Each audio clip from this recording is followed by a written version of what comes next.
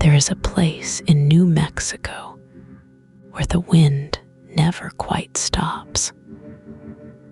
Before we go any further into this story, if you want a brand new American mystery every single night, subscribe. One tap and a new story is waiting for you every evening. The wind moves through a wide, flat basin ringed by low mesas the color of old rust. It pushes sand across cracked earth. It bends the sparse yellow grass into slow, repeating waves. And in the middle of all that emptiness, half buried in shadow and time, stand walls. Stone walls. Walls built by hands that have been gone for nearly 1,000 years. This place is called Chaco Canyon. You can drive to it today, but the road is unpaved and rough, and the canyon doesn't make it easy. There are no gas stations nearby, no hotels, no gift shops selling turquoise magnets. The canyon seems to want to stay forgotten. And yet, once you arrive, you feel something. A weight in the air. A stillness that doesn't feel empty. It feels full of something that hasn't left yet. The stone buildings here are enormous. We're not talking about simple shelters or rough huts. These are great houses. Multi-story structures with hundreds of rooms, built from sandstone cut so precisely that the walls still stand after 10 centuries of desert wind and summer lightning and winter freeze. The largest of them, Pueblo Bonito, held over 600 rooms. It rose 4 stories high. It curved in a great half-moon shape against the canyon's northern wall. And at its peak, it may have housed the most important people in the entire American Southwest. For about 200 years, this canyon was the center of something vast and organized and deeply intentional. Roads ran out from Chaco in straight lines across the desert, connecting it to communities hundreds of miles away. Turquoise and copper bells and the bones of tropical birds arrived here from distant places. Thousands of wooden beams were carried down from forests more than 50 miles off, hauled by hand across terrain that would make a modern hiker weep. And then, around the year 1150, it stopped. The people left. They walked away from the great houses, from the roads, from the Kivas and the storerooms, and the ceremonial chambers aligned to catch the light of solstice sunrises. They left, and they did not come back. Not in 10 years, not in 100, not ever. Chaco Canyon has been empty ever since. No other culture moved in to claim what the ancestral pueblones left behind. No rival group occupied those perfect stone rooms. The canyon sat quiet under the desert sun. Year after year, century after century, until Spanish explorers stumbled across it and couldn't quite believe what they were seeing. Until American surveyors mapped it in the 1800s and sent back reports that nobody in Washington entirely believed, until archaeologists began digging in the early 1900s and realized they were standing inside one of the most sophisticated societies the ancient Americas had ever produced.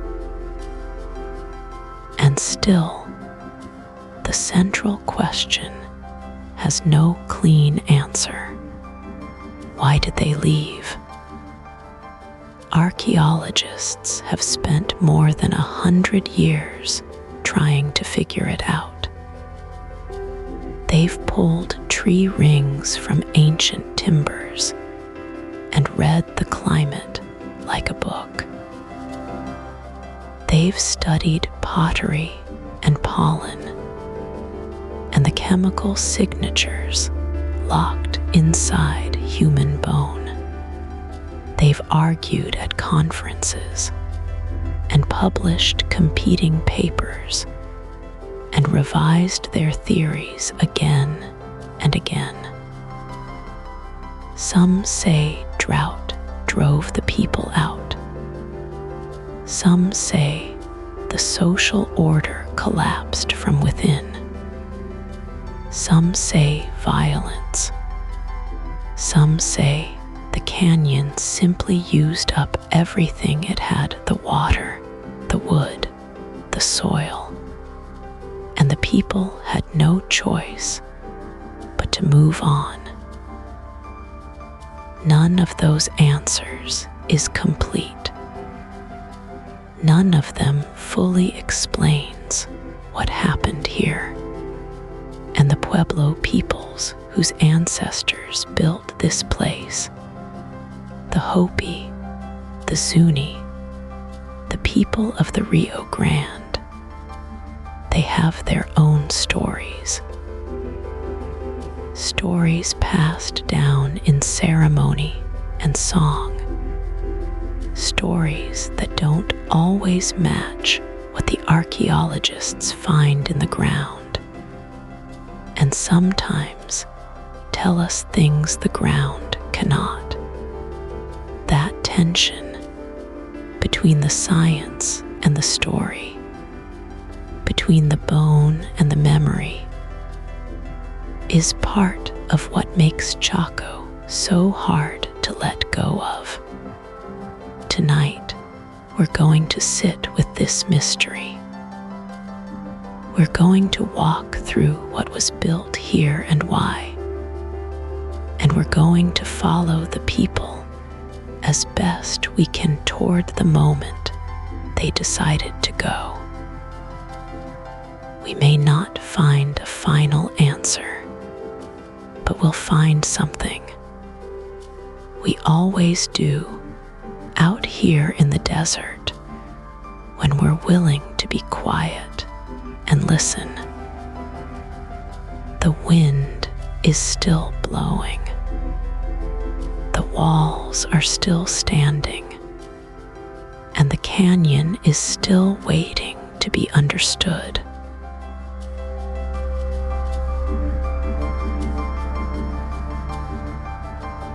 Picture a place before anyone gave it a name, before the maps, before the surveys, before the first white wagon wheel ever creaked across the red dirt. Long before any of that, there was just the land. And the land was enormous. The San Juan Basin sits in what we now call northwestern New Mexico. It is a wide, shallow bowl of earth, maybe the size of a small country, ringed on all sides by low mesas and broken ridgelines the color of dried blood. The sky above it is not the sky you know. It is bigger, bluer, so clear on a cold morning that you can see weather moving from 50 miles away.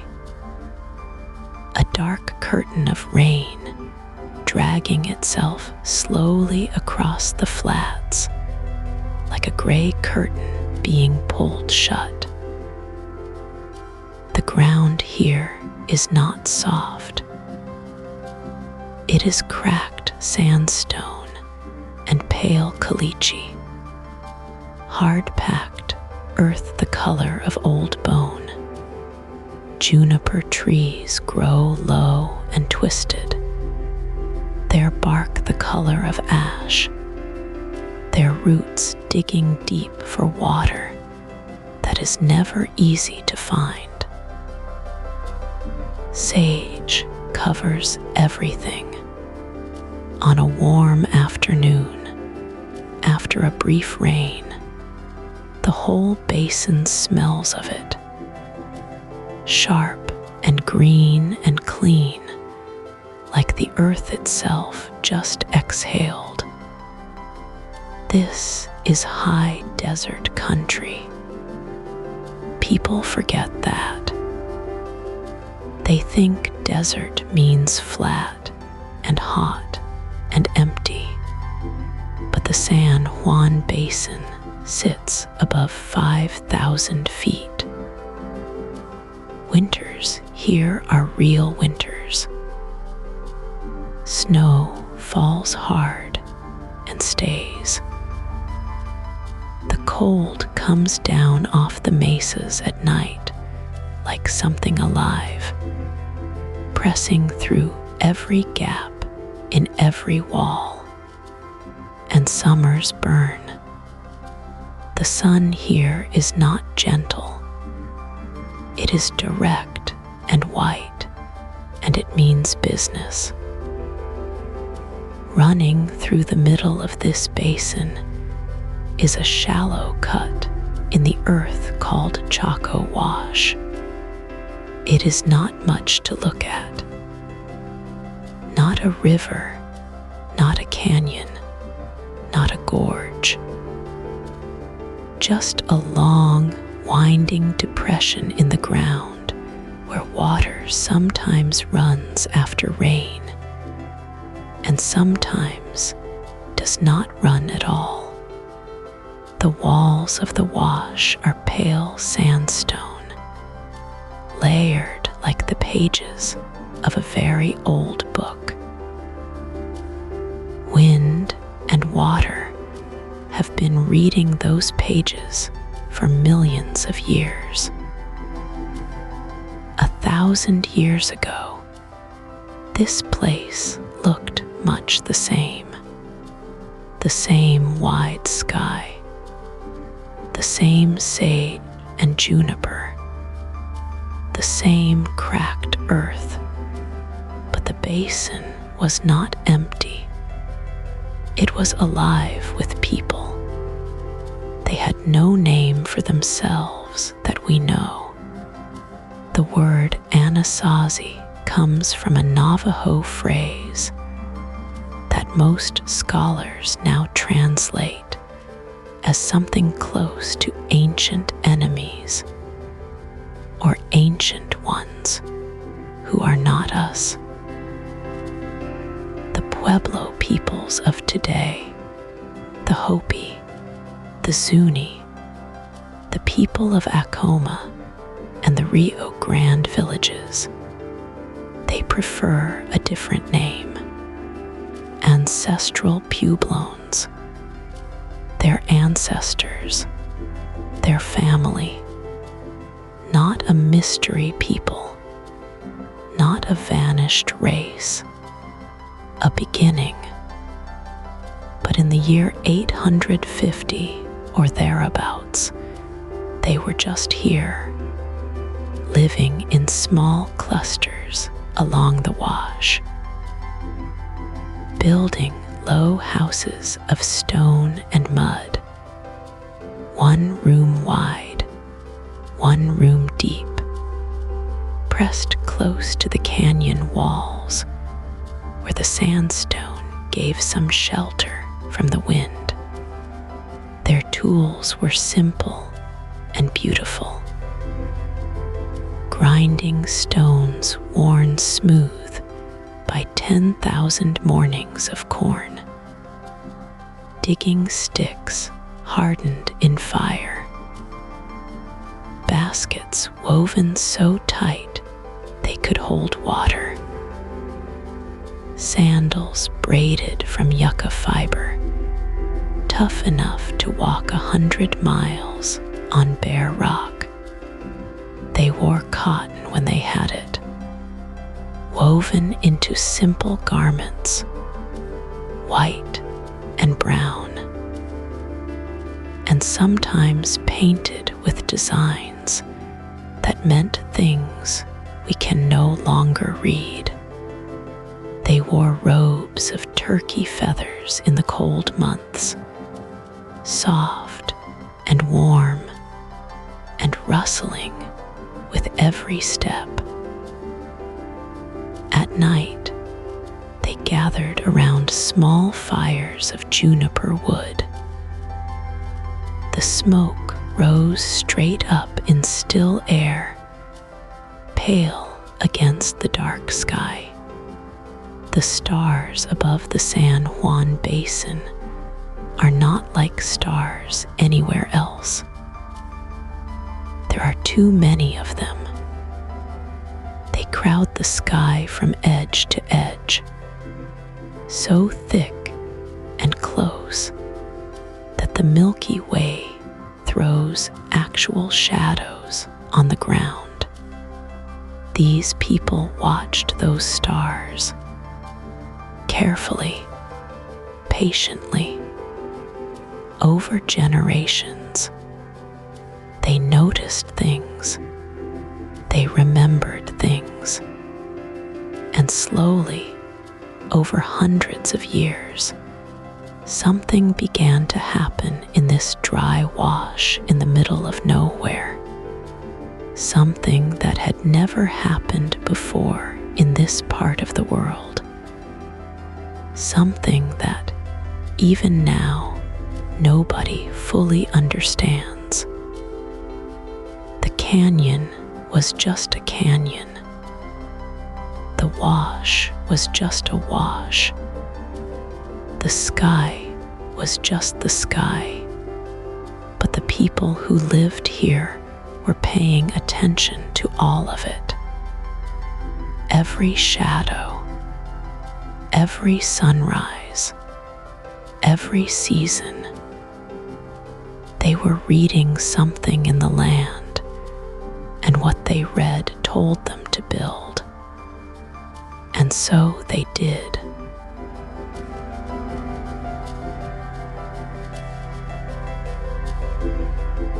Picture a woman standing at the edge of a sandstone cliff at first light. The sky behind her is the color of a bruised peach. Below her, the canyon floor is still dark, still cool, still holding the night like a secret it isn't ready to give up. She has a clay pot balanced on her head. It is painted in black and white, sharp angles, running spirals, the kind of pattern that takes weeks to get right. She made it herself.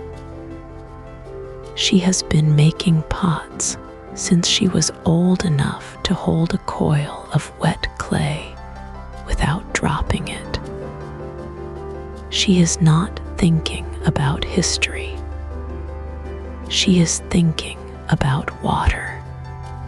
This is who the ancestral Puebloans were. Not kings, not priests, not warriors, at least not most of them.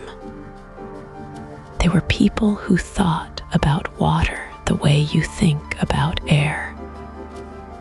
Constantly, quietly, with a low hum of worry underneath everything else they did. They called themselves, in the languages their descendants still speak, something close to the people. That's it. That's the whole name. The people, simple and total.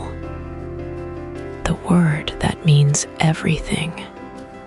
They had been in the San Juan Basin for a long time before Chaco became Chaco. Centuries of slow learning. Centuries of figuring out how to read the land.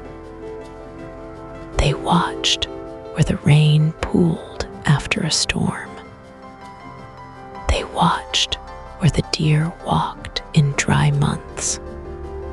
They learned which plants came back after a hard winter and which ones didn't. They carried that knowledge in their heads the way we carry phone numbers, except it mattered more. It kept them alive. The men moved through the canyon in sandals woven from yucca fiber. Tough, flat, practical. They wore cotton cloth when they had it, and rabbit fur when they didn't. They hunted turkey and deer. They grew corn in soil that had no business growing anything. They shaped stone tools with a patience that is hard to imagine now. A good scraper took hours. A good axe head took days. They didn't rush. Rushing was a luxury the desert didn't allow. The women built the walls. This is something that surprises people when they first hear it. Among the ancestral Puebloans, the homes belonged to the women.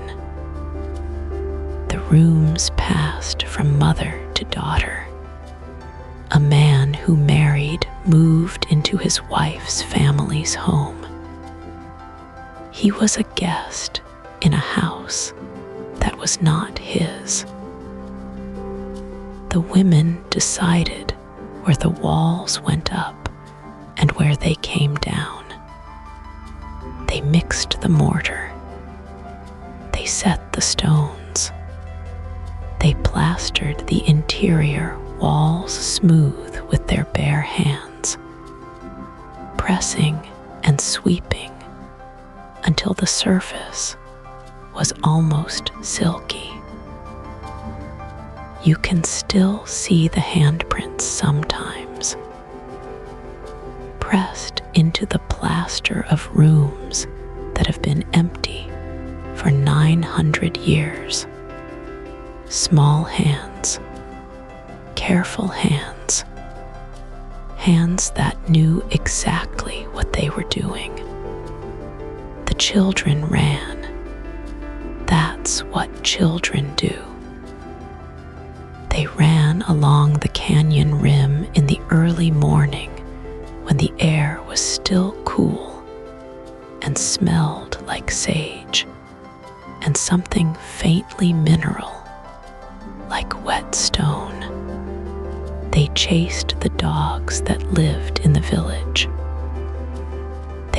watched the men work and tried to copy them with smaller stones and smaller sticks. They learned the songs. Every ceremony had songs. Every planting season had songs. Every harvest, every death. The songs were how you remembered things when you had no paper to write them down. And slowly, over generations, something began to happen in Chaco Canyon, specifically. Something that didn't happen anywhere else in quite the same way. People started coming toward it instead of away from it. Maybe it was the shape of the canyon itself. It runs roughly east to west, and the north wall is tall and straight. A great cliff of buff-colored sandstone that catches the winter sun and holds the warmth like a cupped hand. The south side is lower, more open. The whole canyon acts almost like a passive solar collector. In a place where winter can kill you, that warmth matters. It matters enormously. Or maybe it was the water. There was a wash running through the canyon floor, and in wet years, it ran with enough water to support real farming. Not easy farming, not comfortable farming, but enough. Or maybe it was something else entirely, something harder to measure. A feeling that this particular place was where the world paid attention, where the sky and the earth were in conversation with each other in a way that felt different from anywhere else. The Pueblo peoples who carry this history forward will tell you that Chaco was always a sacred place, that the land chose the people as much as the people chose the land. And standing in that canyon now, with the red walls rising around you and the silence pressing in from every direction, it is very hard to argue with that.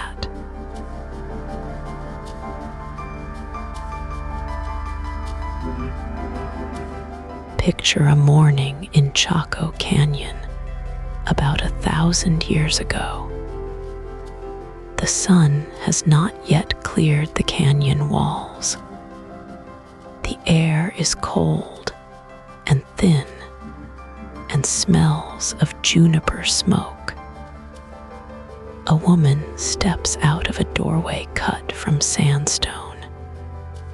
She carries a clay pot against her hip. The pot is smooth and painted in black and white, geometric lines running in careful patterns around the rim. She made it herself. Her mother taught her how. She walks to the water. Her footsteps are quiet on the packed earth. The canyon is still mostly in shadow, and the light comes in slow, the way it always does, sliding down the red walls like honey off a warm spoon. This is the ordinary world of the ancestral Pueblones. and it is worth sitting with for a while. These were not mysterious people in their own time.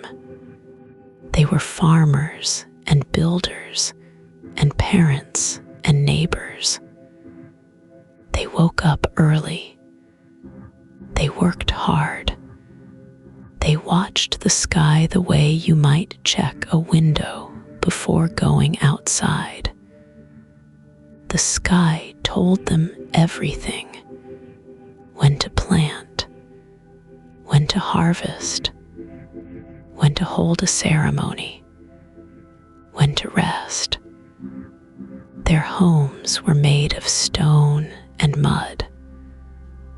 The walls were thick, sometimes 3 feet deep, which kept the rooms cool in summer and held the warmth in winter. The ceilings were low. The doorways were small, shaped like a T, wide at the top and narrow at the bottom. You had to turn sideways to step through. Some researchers think that shape was practical. Others think it was sacred. Nobody knows for certain. Inside, the rooms smelled of corn. Always corn. Dried ears hung from the rafters. Ground corn sat in shallow stone bowls.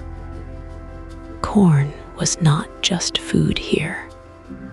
It was currency, ceremony, and prayer. A good harvest meant the world was still in balance.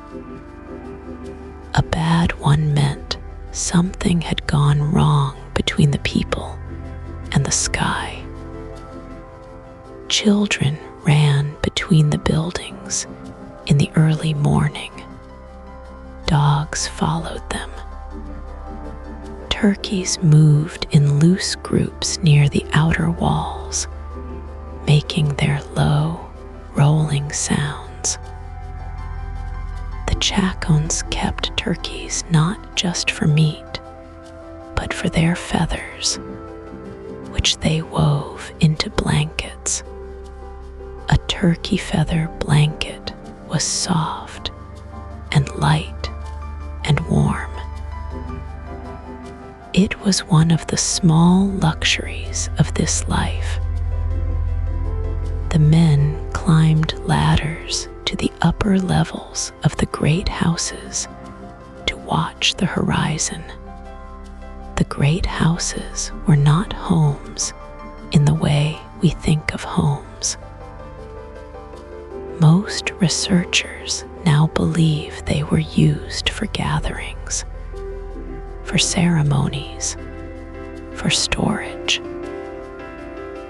The people who lived and worked in Chaco Canyon likely slept in smaller structures nearby.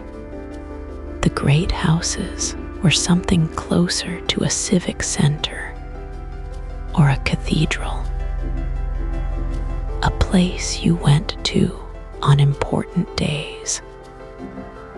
But the smaller homes were everywhere too, scattered across the canyon floor and up into the side canyons. Hundreds of modest rooms where families lived close together. Grandmothers and grandchildren sharing the same firelight. Cousins grinding corn side by side. The sound of stone on stone, steady as a heartbeat, filling the morning air. The Chacons were skilled at reading the land. They knew which plants grew near water, even when no water was visible. They knew how to coax crops from soil that most people would have called useless. The San Juan Basin gets less than 9 inches of rain a year. 9 inches. That is barely enough to keep a garden alive in a wet climate. Here, in the high desert, it was almost nothing. And yet the ancestral pueblones fed thousands of people from this ground for generations. They built check dams and irrigation channels to catch every drop of rain that fell. They planted in the low spots where water pooled. They stored grain in sealed rooms that kept it dry for years. They were not surviving here. They were thriving. At night, the canyon went very quiet. The stars came out thick and bright, the way they only do far from any city, far from any electric light. The Milky Way stretched overhead like a river of pale fire. The people below knew those stars by name. They tracked their movements with a precision that still impresses astronomers today.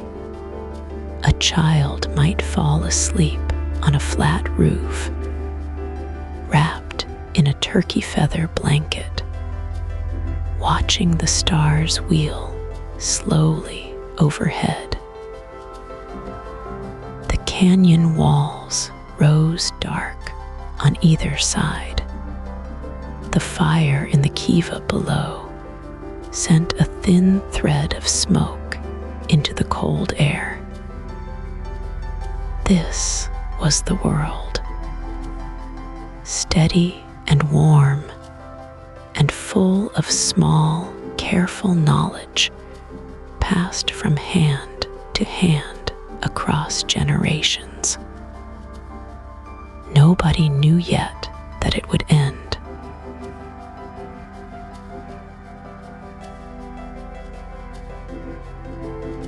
Something changed at Chaco around the year 850. Nobody announced it. There was no gathering of elders, no voice from the sky. One morning, the canyon looked the way it always had: pale stone, pale dust, the smell of sage baking in the heat. And then, slowly, quietly, something began that the world had never seen before in this part of the earth. They started building big, not bigger than before, not a little taller, a little wider, big in a way that had no reason behind it, big in a way that made no practical sense for a people living in a dry basin where water was scarce and would had to be carried from mountains 40 miles away, big in a way that makes you stop, even now, standing in the ruins, and wonder what exactly they were trying to say. Pueblo Benito was the first and the greatest. It rose from the north wall of the canyon like something that had always been there and was only now deciding to show itself. The walls were thick, 3 and 4 feet of carefully fitted sandstone, each stone shaped by hand. and set without mortar in the early courses, then later bonded with a mud so precise it has lasted 1,000 years. The building grew in stages over 2 centuries, added to and expanded and refined, the way a cathedral grows, the way something sacred grows, slowly and with great intention. At its peak, Pueblo Bonito held more than 600 rooms. It rose 4 and 5 stories in places, its curved back wall pressed against the canyon cliff like it was leaning in to listen. From above, the shape of it is a great D, a half circle, open to the south and the sun. 37 Kivas sat inside its walls, round and deep and dark, their floors worn smooth by generations of feet. 600 rooms. Think about that for a moment. The population of Chaco Canyon at any given time was probably no more than a few thousand people. Some researchers think it was far fewer. 600 rooms for a small community in a hard desert. That math doesn't add up, and the people who study these things know it. So what were the rooms for? That question has no clean answer. Some rooms held grain, sealed and plastered, stacked with the dried corn that kept people alive through the dry months. Some rooms held objects, turquoise beads, carved wooden staffs, the shells of animals that lived in oceans 1,000 miles away. Some rooms held nothing at all, empty and dark and sealed, as if they were waiting for something that never arrived. One theory says Pueblo Bonito was not a home, but a gathering place, a pilgrimage site. People came from across the region at certain times of year, filled the rooms for a season, then left. The canyon would have been loud and bright and full of smoke and song. Then it would go quiet again, nearly empty, tended by a small group who stayed behind to keep the fires and watch the walls. Another theory says the great houses were the homes of an elite, a ruling class or a priestly class or something in between. The people who built Chaco and the people who lived in Chaco may not have been the same people. The ones who did the hauling, the cutting, the carrying. They may have lived in smaller structures along the canyon floor, in rooms with low ceilings and dirt floors, while the great houses rose above them. Neither theory is settled. Both have evidence behind them. Both have problems. here is the thing that stays with you when you walk away from the ruins.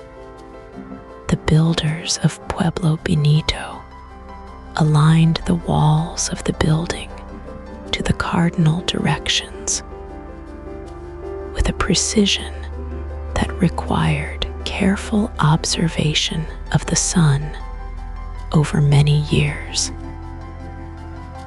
The east and west walls run almost perfectly true. The building catches the light of the equinox in a way that could not be accidental. Someone planned this. Someone watched the sky for a long time before the first stone was set. That kind of patience is its own kind of mystery. You don't build that way because you have to. You build that way because you believe something. Because the position of the sun matters to you in a way that goes beyond farming, beyond survival, beyond anything practical. You build that way because you are trying to say something to the sky or to the people who come after you, or to something you can feel but cannot name. The canyon held that building for 1,000 years. It's still holding it now.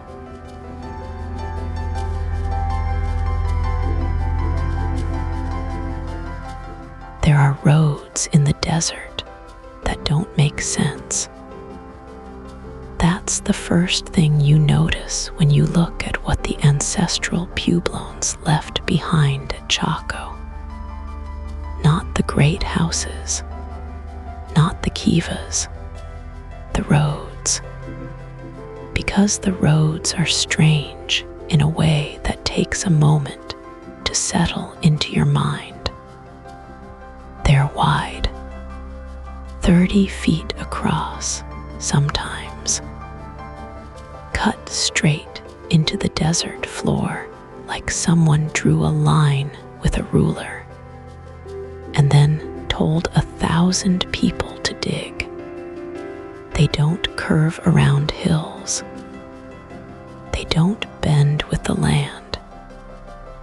When the Chacons hit an obstacle, they cut steps into the rock face and kept going in the same direction.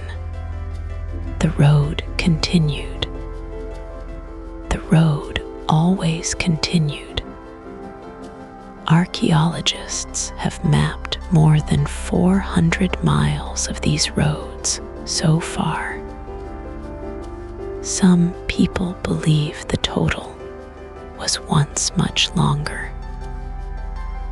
The roads connect the great houses at Chaco to outlier communities scattered across the San Juan Basin. Some roads lead to smaller villages a day's walk away. Some roads lead to places where no village ever stood at all. That last part is the part that keeps researchers up at night. You'd expect a road to lead somewhere, a market, a water source, a settlement.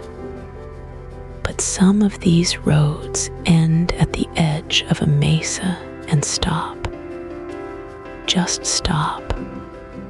The road is there, wide and deliberate, and clearly built by human hands. And then there's nothing. Just open sky and the long drop of the canyon wall below. The Navajo people who have lived in this region for centuries have their own name for Chaco. They call it Chaco Canyon, yes, but in their oral tradition, the place carries weight. It carries memory. Elders have long said that the roads were not built for walking. Not only for walking, anyway. They were built for something else. Something that moved between the world of the living and the world of the ancestors. That idea sounds like folklore until you look at the roads more carefully. Many of them are paired. Two parallel roads running side by side, 30 feet apart for miles.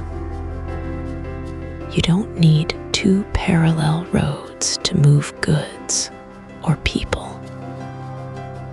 One road does that job fine, but two roads running together, going the same direction, never meeting, that suggests something ceremonial, something that had to do with balance, with duality, with a kind of sacred geometry that the builders understood and we are still trying to read. The Hopi people, whose ancestors almost certainly include the people of Chaco, speak of roads in their traditions as paths between worlds. Not metaphors, actual paths. The road was a living thing in that understanding. It connected the present to the past, and the past to whatever came next. Pueblo scholars and community members today push back gently on the idea that the roads are a mystery. To them, the roads make perfect sense. They were ceremonial highways. They were the veins of a living system. Chaco was not a city in the way we think of cities. It was a center of something harder to name. A place where people came to participate in something larger than daily life. The roads brought them there, and the roads carried them home. But the archaeologists who study the roads from a purely physical standpoint keep running into the same problem. The roads required an enormous amount of labor. Clearing the desert floor, cutting the bedrock, maintaining those wide, flat surfaces across miles of rough terrain. That took organization. It took planning. It took people who showed up and did the work season after season, who organized that, who decided where the road would go, who kept it straight when the land said to curve. Nobody has a clean answer. Some researchers believe the roads were built in stages over generations, each community adding their section as an act of devotion. Others believe a central authority at Chaco directed the whole project, which would mean Chaco had a kind of political power that most ancient communities in North America simply didn't have. Both ideas have evidence behind them. Both ideas have problems. What everyone agrees on is this: the roads were used, the roads were maintained, and then, sometime around the middle of the 12th century, the maintenance stopped. The roads began to fill with sand and wind-blown debris. The edges softened. The desert started its slow work of taking them back. The roads didn't go anywhere after that. They just waited. They're still waiting now. Buried under centuries of dust and silence, running straight as an arrow toward places that may have once held meaning nobody living can fully name. The desert kept them. The desert keeps everything.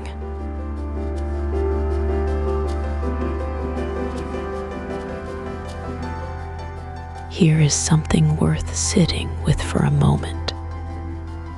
Chaco Canyon did not become powerful because it had good farmland. It did not rise because it sat on a river or near a forest or beside some natural spring that never ran dry. By every measure that makes a place worth settling, Chaco was the wrong choice. The soil was thin and pale. The rain came maybe 9 inches a year if the sky was feeling generous. The winters cut deep. The summers burned everything they touched. And yet, for nearly 300 years, this canyon was the center of something enormous. That is the part that keeps pulling people back. Not just archaeologists with their brushes and notebooks.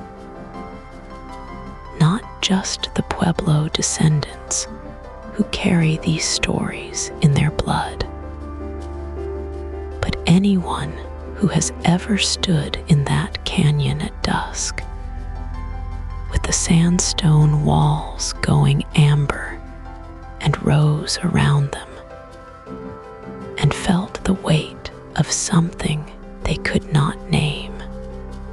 The canyon holds a presence. You can feel it even now, when the great houses are empty and the roads are silent, and the only sound is the wind moving through the old stones like breath. Something ran this place, and it was not water. The ancestral Puebloans who built Chaco were not newcomers to the Southwest. Their roots in this land go back thousands of years before the first stone was laid at Pueblo Bonito. Their ancestors were the basket makers, people who lived in pit houses dug into the earth, who wove baskets so tight they could hold water, who left their handprints on canyon walls in red and white ochre that has not faded in 1,000 years. Those handprints are still there. You can press your palm against the rock beside one and feel feel the distance between you and that person collapse to almost nothing. By the time Chaco began to rise, around 850 CE, the ancestral Pueblones had already been refining their world for generations. They knew this desert the way you know your own house in the dark. They knew which plants came back after a dry year. They knew where the water pooled after a storm. They knew the sky with an intimacy that most people today have lost entirely. But Chaco asked something different of them. Chaco asked them to build on a scale that had no precedent in this part of the world. The great houses were not villages. That is the first thing to understand. They were not places where families cooked dinner and put children to bed. The rooms were too large, too formal, too carefully aligned with the sun and moon to be ordinary homes. Pueblo Benito alone had over 600 rooms and rose 4 stories in places. Its curved back wall pressed against the canyon's north cliff like something leaning in to listen. The ceilings were made from timber hauled from forests more than 50 miles away. The walls were built with a precision that still impresses engineers today. Stone fitted against stone with almost no mortar. The courses running in careful patterns that shifted every few layers to add strength. This was not the work of people scrambling to survive. This was the work of people with a plan. And here is where the theories begin to split apart. Some researchers believe Chaco was a ceremonial center, a place people traveled to for rituals and gatherings, the way people travel to a cathedral or a sacred mountain. The great houses were temples, essentially. The roads were pilgrimage routes. The whole canyon was a kind of engine built to produce meaning, not food. Others push back on that. They point to the storage rooms, the middens full of broken pottery, the evidence of feasting on a massive scale. They argue Chaco was a redistribution hub, a place where goods flowed in from outlying communities and were sent back out again, a center of trade and political power, not just prayer. Both of those ideas might be true at the same time. The sacred and the political have always lived close together. But there is a third idea, quieter than the others, that comes from the Pueblo people themselves. And it does not frame Chaco as a center of power at all. It frames it as a place of learning, a place where people came to understand their relationship to the sky, to the corn, to the turning of seasons. A school in the oldest sense of that word.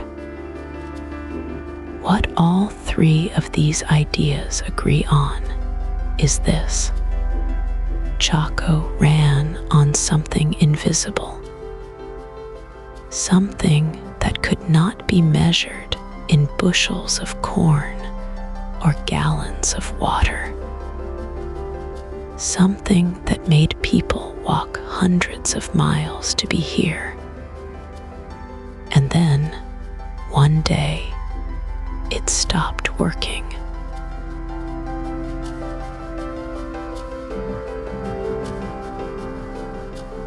Picture a man sitting in a tent at the edge of Chaco Canyon in the summer of 1896. His name is George Pepper. He is 22 years old. He has soft hands, a notebook, and a question he cannot shake loose. The American Museum of Natural History sent him here to dig.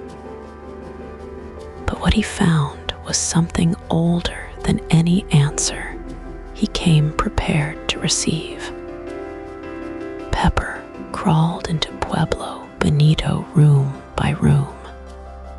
He brushed sand off floors that hadn't seen light in 700 years. And what he kept finding over and over was corn. Not scattered, not rotting in piles, stored carefully in sealed rooms with plastered walls, as though someone expected to come back for it. That corn has never stopped bothering researchers. Because Chaco Canyon cannot grow enough food to feed itself. The soil is thin. The rain is scarce. The growing season is short and mean. And yet here were these enormous buildings, these hundreds of rooms, these storage chambers packed with dried grain. Someone was bringing food in from far away. The question is why. One theory says Chaco was a redistribution center, a kind of hub. Outlying communities across the San Juan Basin grew the corn, and the roads brought it in. The great houses stored it. And in lean years, when the rains failed somewhere out on the Mesa, people could come to Chaco and be fed. The buildings weren't homes. They were granaries. They were insurance. But there's another theory that sits right beside that one and refuses to move. Some researchers believe Chaco wasn't feeding people. It was feeding gods, or something close to gods. The corn wasn't stored for emergencies. It was offered, ritual food for ritual purposes. The great houses were temples, not warehouses, and the people who ran them were priests. This is where the calendar comes in. Because if you spend any time studying what the Chacons built, you start to notice something. Everything is aligned. everything points somewhere. The walls of Pueblo Bonito track the solstices. Certain doorways frame the rising sun on specific mornings. Rooms line up with the moon at its northernmost and southernmost points in its 19-year cycle. These weren't accidents. Someone understood the sky deeply enough to build the sky into stone. Archaeoastronomer Anasazi spent years documenting this. She found that the great houses weren't just aligned to the sun and moon individually. They were aligned to each other. The whole canyon was a kind of map, laid out in relation to celestial events. Chaco wasn't just a city. It was a calendar you could walk through. And if someone built a calendar that precise, someone was keeping time. Someone was watching the sky and telling everyone else what it meant. That someone had power. Real power.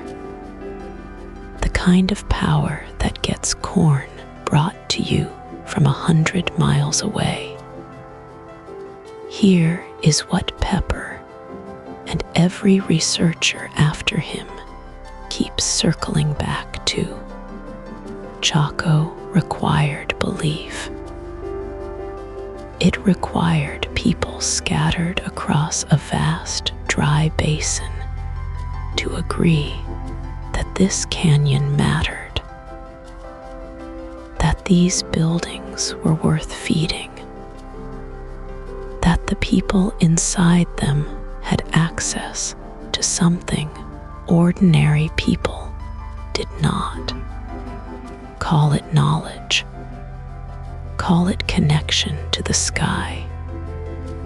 Call it whatever word fits the world you grew up in. But something made Chaco the center. And that something was not just geography. The corn, the calendar, the roads, the Kivas, they all point to a system. A system where a small group of people understood things the rest did not. They knew when to plant. They knew when the rains might come. They knew how to read the shadow a doorway cast on a winter morning. And that knowledge was the currency that kept Chaco alive.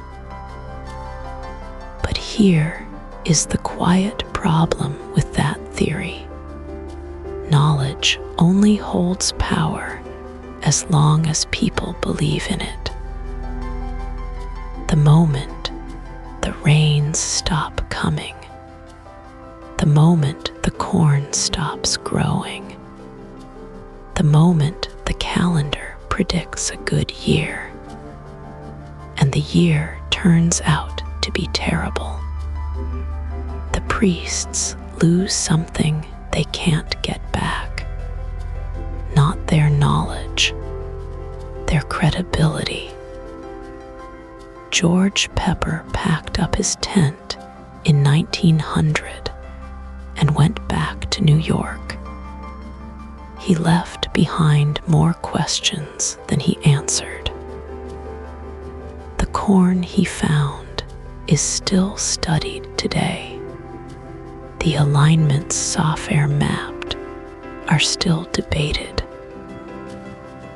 And the rooms of Pueblo Bonito still hold that particular silence, the kind that feels less like emptiness and more like waiting.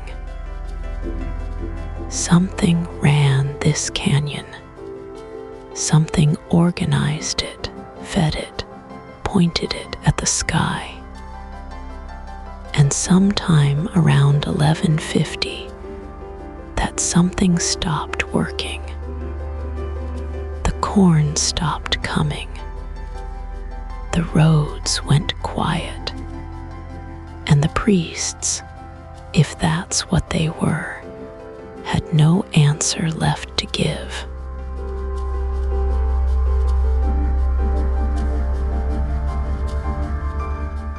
There is a woman named Rena Swenzel.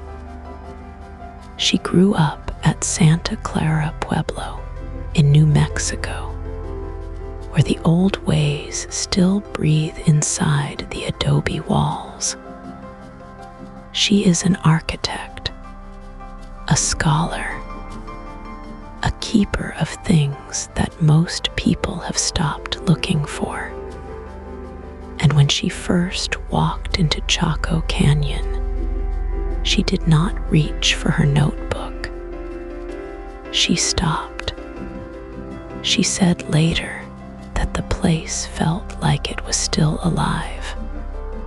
Not alive the way a forest is alive, full of noise and motion.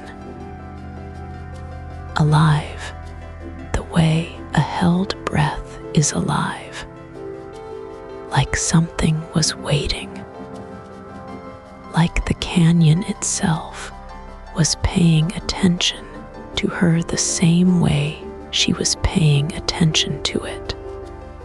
That is not the kind of thing you expect a trained architect to say. But Chaco does that to people. She talked about the great houses not as ruins, but as instruments. That word is hers. Instruments, like a flute or a drum or a sundial the size of a city block. She said the buildings were not just places to live. They were tools for reading the sky, and the people who built them understood the sky the way you understand your own hands. She is not alone in that feeling. A Hopi elder, speaking to researchers in the late 20th century, described Chaco as a place where the sun had a voice. He said his ancestors did not guess at the seasons. They did not estimate. The buildings told them. The shadows told them. The light that fell through a certain window on a certain morning in December told them exactly where they stood in the turning of the year. He said that kind of knowledge was sacred, not because someone declared it sacred, because it worked, because it kept people alive. Think about what that means in a desert, in the San Juan Basin, where rain is a rumor and the growing season is short as a whispered prayer. Knowing the exact day to plant your corn is not a small thing. It is everything. Miss the window and you miss the harvest. Miss the harvest and the winter takes people with it. The Chacons built their calendar into stone. Vajada Butte sits at the canyon's southern entrance, a tall red column of rock that catches the morning light.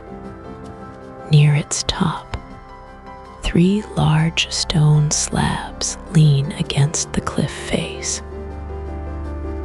Behind them, spiral carvings mark the rock.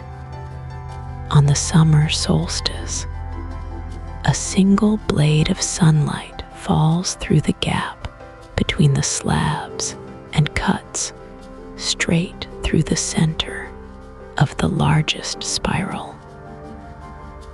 Clean, precise, like a knife through silk. On the winter solstice, 2 blades of light frame the spiral on both sides, like hands holding something precious. Anasazi, an artist from Washington, found this in 1977. She was doing survey work on the butte when the light moved across the rock in a way that stopped her cold. She described the moment quietly, without drama.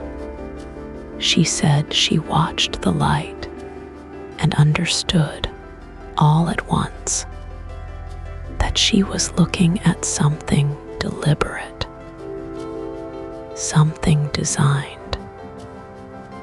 She said it felt like receiving a message that had been waiting 800 years for someone to read it. She spent the next several decades studying it. She founded the Solstice Project. She brought in astronomers and archaeologists and engineers. They confirmed what she felt in that first moment. The sun dagger, as it came to be called, is not an accident of geology. It is a clock, a precise, intentional, breathtaking clock. But here is where the story gets complicated, the way good stories always do. Some researchers pushed back. They argued that the slabs may have shifted over the centuries, that erosion could have changed the angles. They said, we cannot be certain the effect was the same in the 12th century as it is today. They said Safair's interpretation, while beautiful, might be reading intention into coincidence. Safair and her colleagues answered that the alignment is too precise to be random,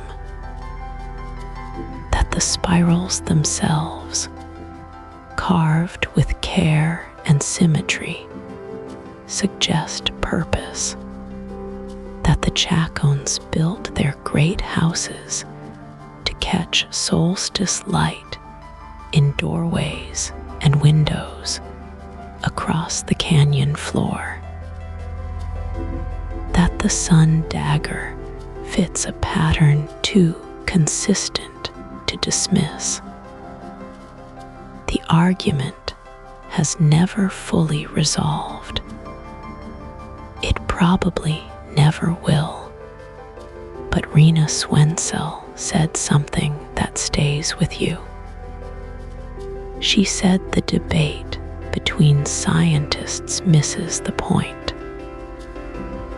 The point is not whether the slabs moved. The point is that the people who carved those spirals were in conversation with the sun every single day. They watched it. They tracked it. They built their entire world around its movements. And when the sun changed what it was telling them, she said, they listened to that too.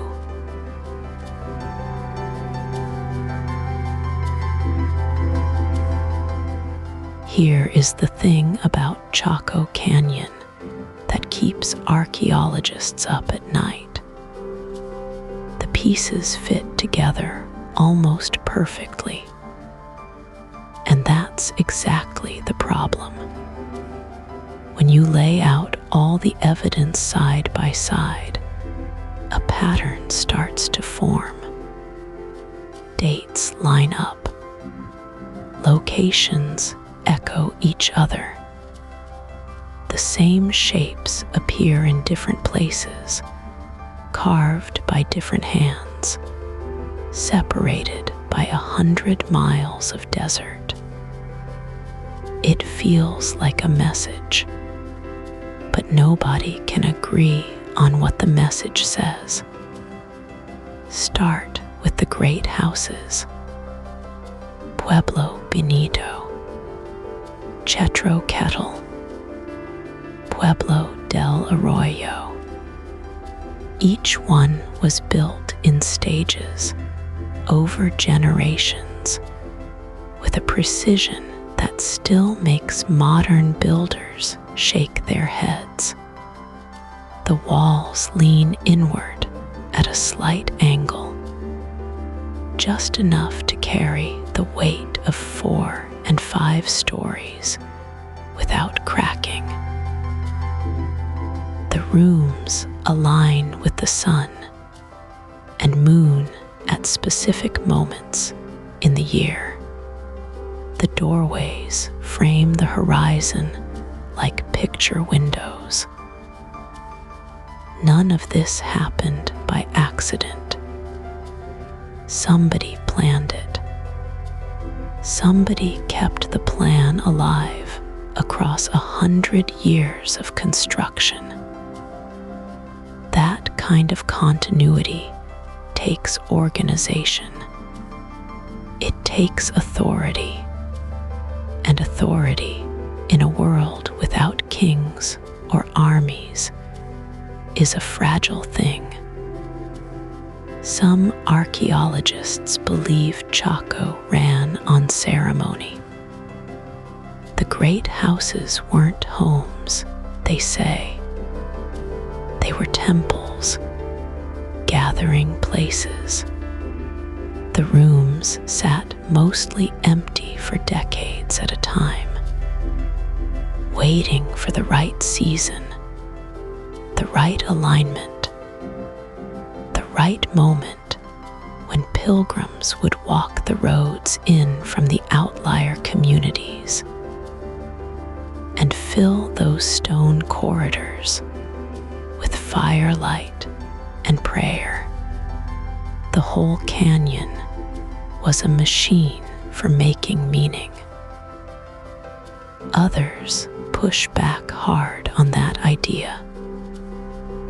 They point to the trash mounds outside Pueblo Bonito, which are enormous. You don't make that much garbage in a place nobody lives.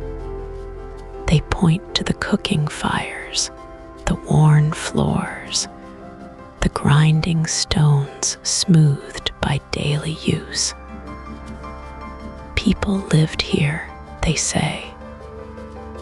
Real people, eating real meals, sleeping in real rooms. The ceremony was part of life, not the whole of it. Both sides have evidence. Both sides have gaps. Then there's the question of power. Who ran Chaco? The canyon seems to have controlled the flow of turquoise across the entire Southwest.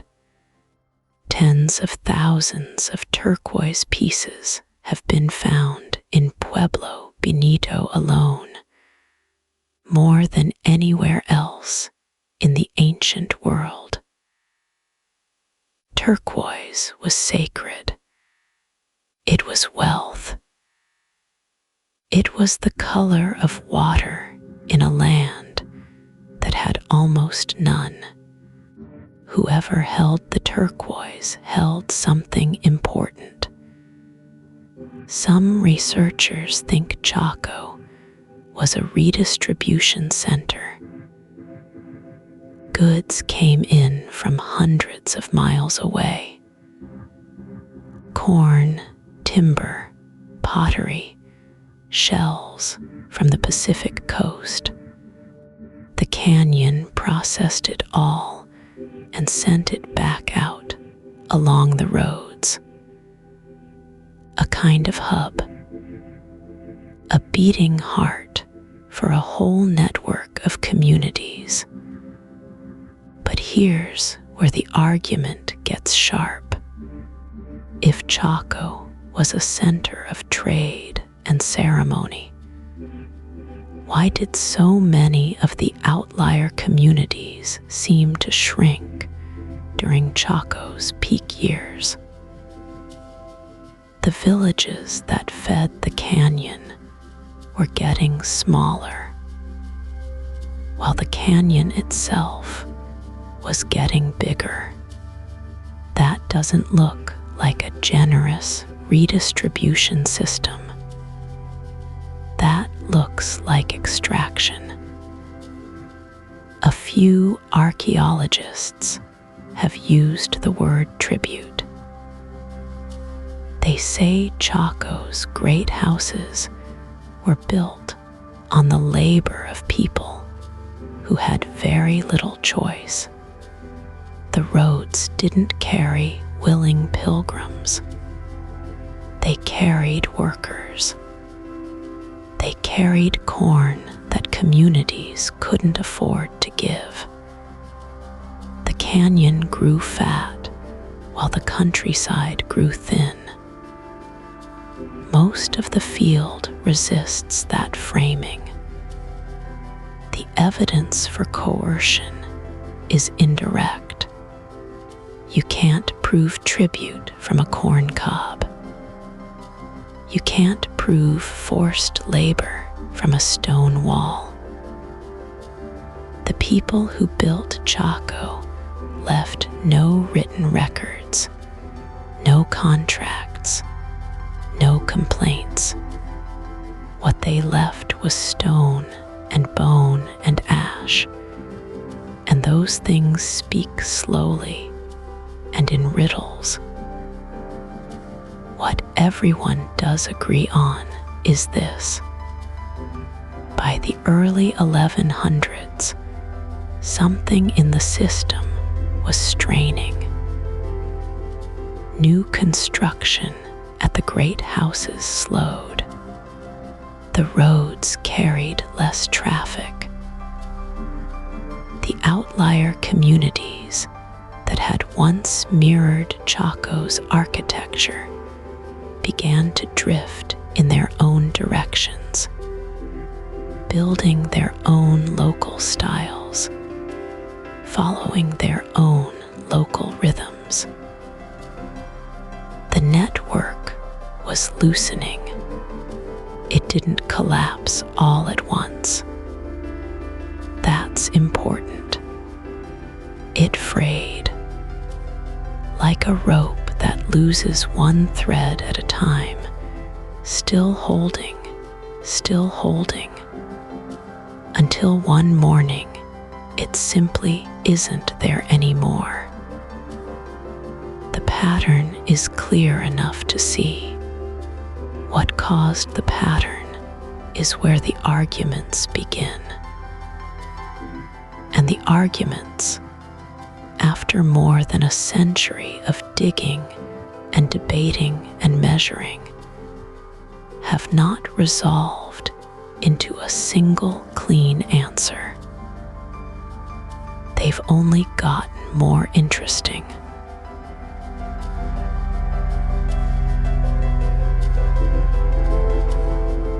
Somewhere beneath the dust of Chaco Canyon, the bones waited.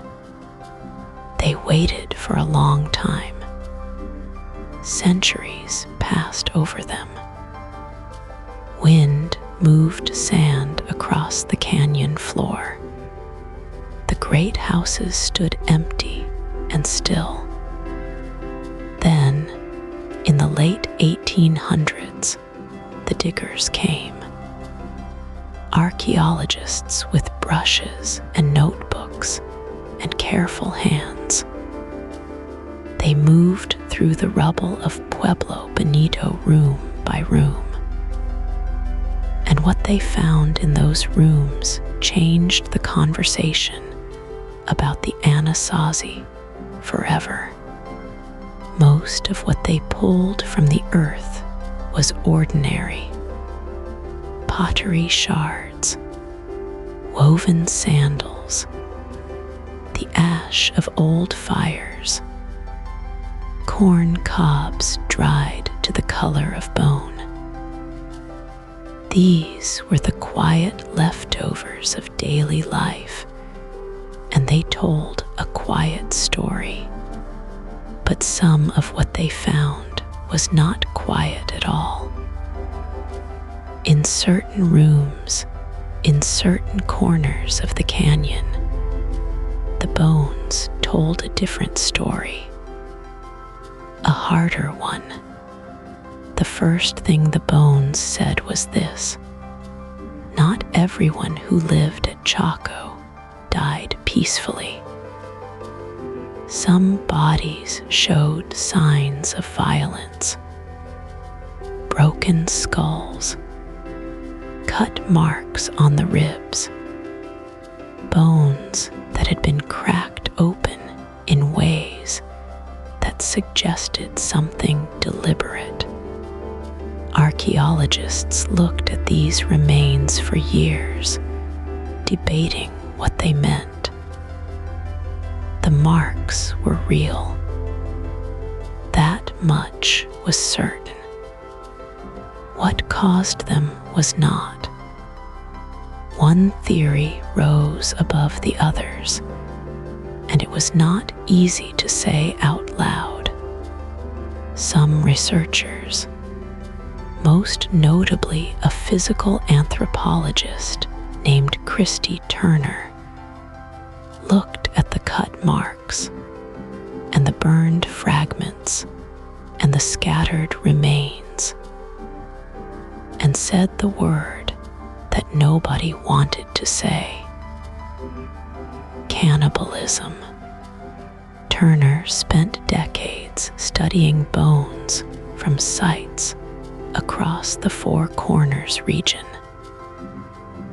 He found what he believed were clear signs of bodies being processed for consumption.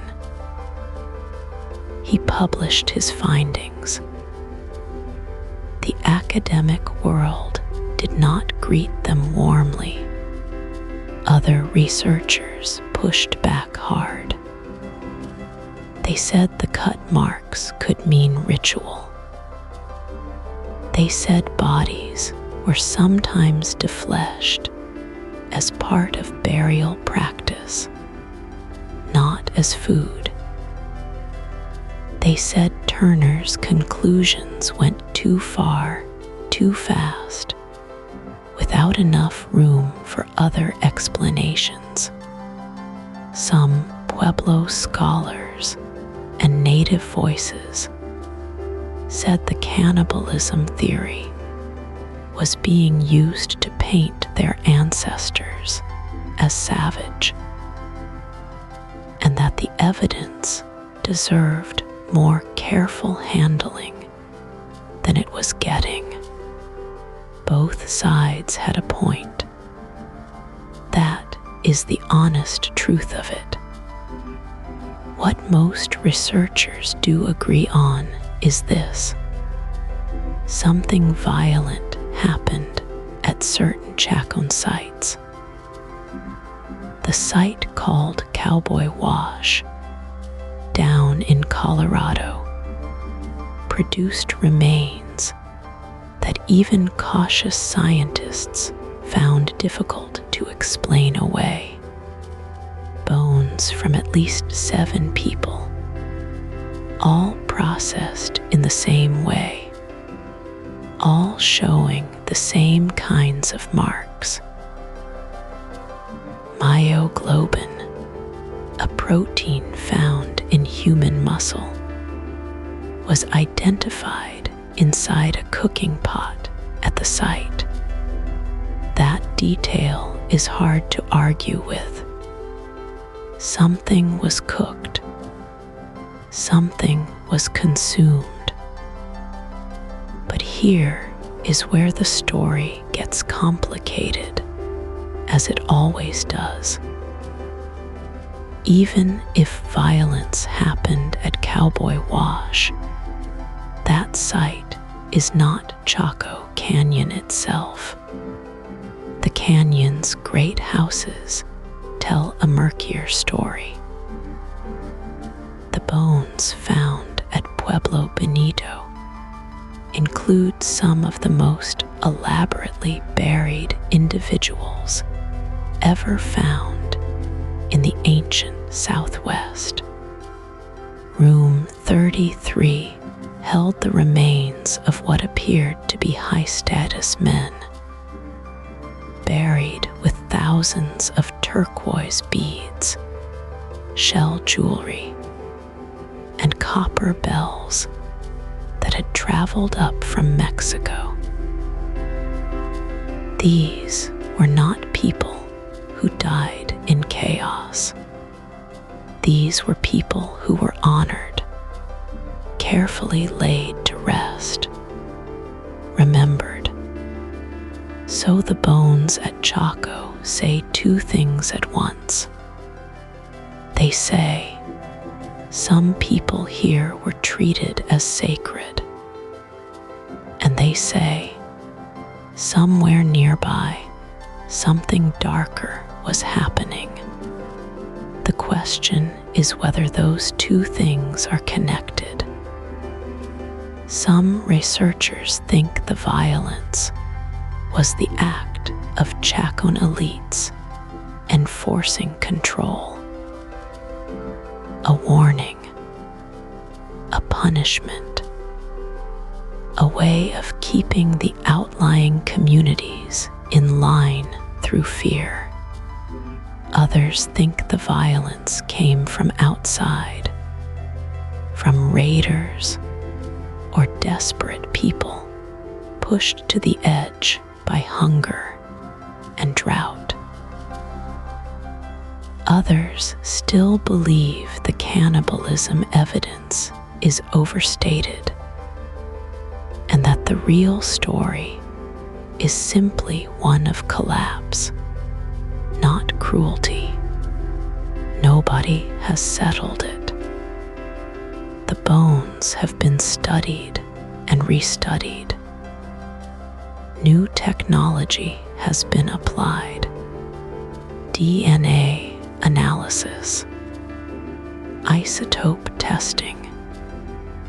Each new tool adds a little more detail to the picture without completing it. What you are left with is this: a civilization that built some of the most beautiful structures in the ancient world, that tracked the stars with precision, that fed thousands of people across a dry and difficult land. And somewhere inside that civilization, something went wrong. The bones know what it was. They just haven't finished telling us yet. The canyon holds that silence like a closed hand, patient, unhurried, waiting for the right question.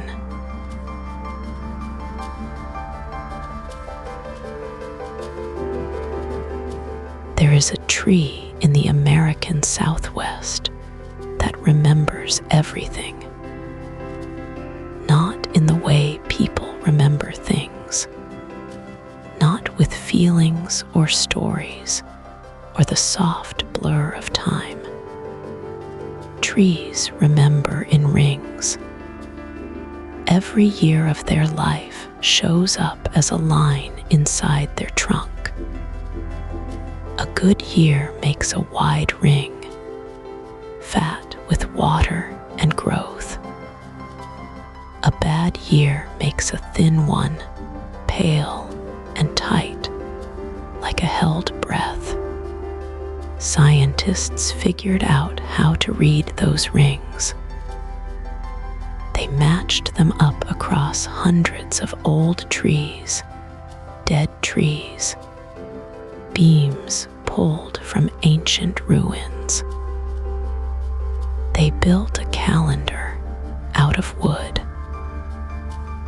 and that calendar told them something that stopped people cold when they first read it. Starting around 11:30, the rain stopped. Not for a season, not for a year or two. The rain stopped for 50 years. 50 years. Think about that. A child born in Chaco Canyon. The year the drought began would grow old and die before the rains came back. Their children would grow up never knowing a wet summer. Their grandchildren would hear stories about a time when the corn grew tall and the cisterns stayed full. And those stories would sound like something from another world. Because they were. The tree rings don't lie. They are as close to a perfect record as nature makes, and they show a dry spell so long and so deep that it rewrote the land itself. The washes stopped running. The soil cracked. The shallow water table dropped below the reach of roots. The desert, which was already one of the harshest places in North America, became something harder still. Here is the detail that doesn't fit. Chaco Canyon had survived dry spells before. The ancestral pueblones had been reading the sky and the soil for generations. They built their great houses to face the sun at certain angles. They tracked the solstice. They knew the seasons better than almost any people on Earth. They had survived in this basin for hundreds of years before the great houses ever rose. So why did this drought break them when the others didn't? Some researchers point to scale. By 1130, Chaco wasn't a small village anymore.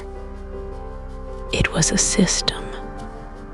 Thousands of people depended on food and water, moving through those roads, flowing in from outlier communities across the whole San Juan Basin. A small drought could be absorbed. A local failure could be offset by distant fields, but a 50-year drought didn't leave anywhere to pull from. The whole system dried up at once. Others say it wasn't just the drought. They say the canyon was already stressed. The forests around Chaco had been stripped bare over centuries of building. Every beam in every great house came from trees hauled in from mountains miles away.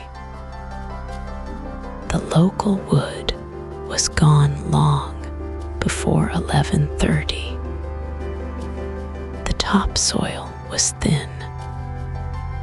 The land around the canyon had been farmed hard for generations. The drought didn't break a healthy system. It broke a system that was already bending. But here is what neither of those explanations quite accounts for. The people left. They actually left. They walked away from the largest, most complex set of buildings in pre-Columbian North America. They left behind great houses with hundreds of rooms. They left behind kivas still sealed with their contents inside. They left behind roads that took generations to build. They left behind a place that every piece of their culture told them was the center of the world. And they never came back.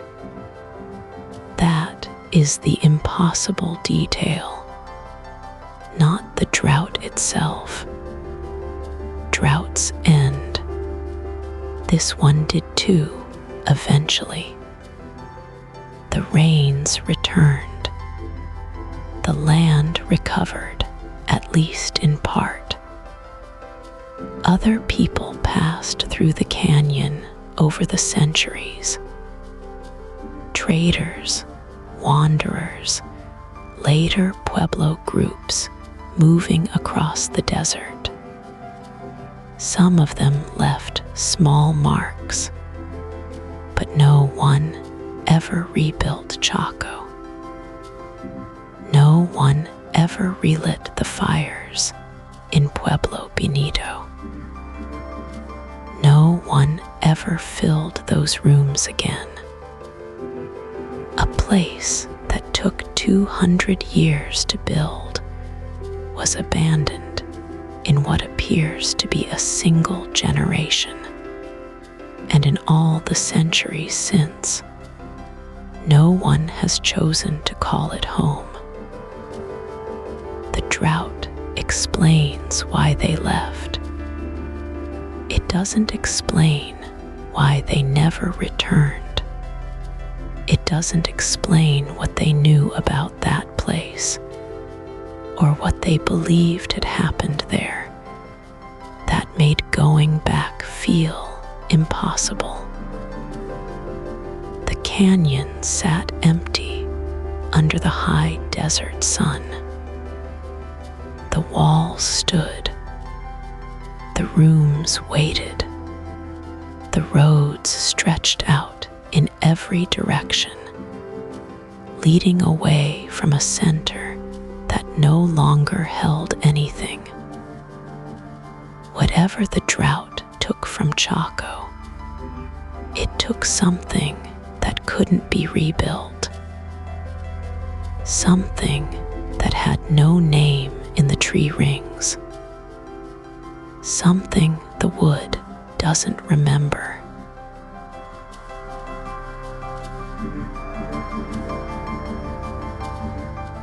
Some people hear the drought story and they nod.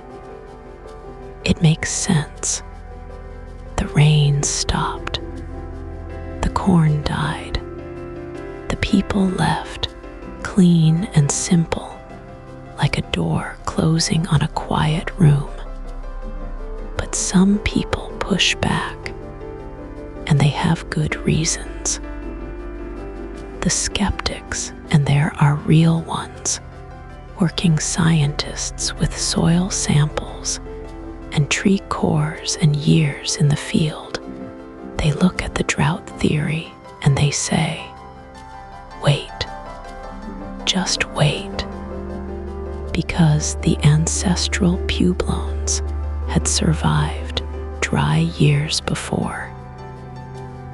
Many of them, The San Juan Basin was never gentle country. It was always a place that asked hard questions of the people who lived there. And for centuries, those people answered. They built cisterns.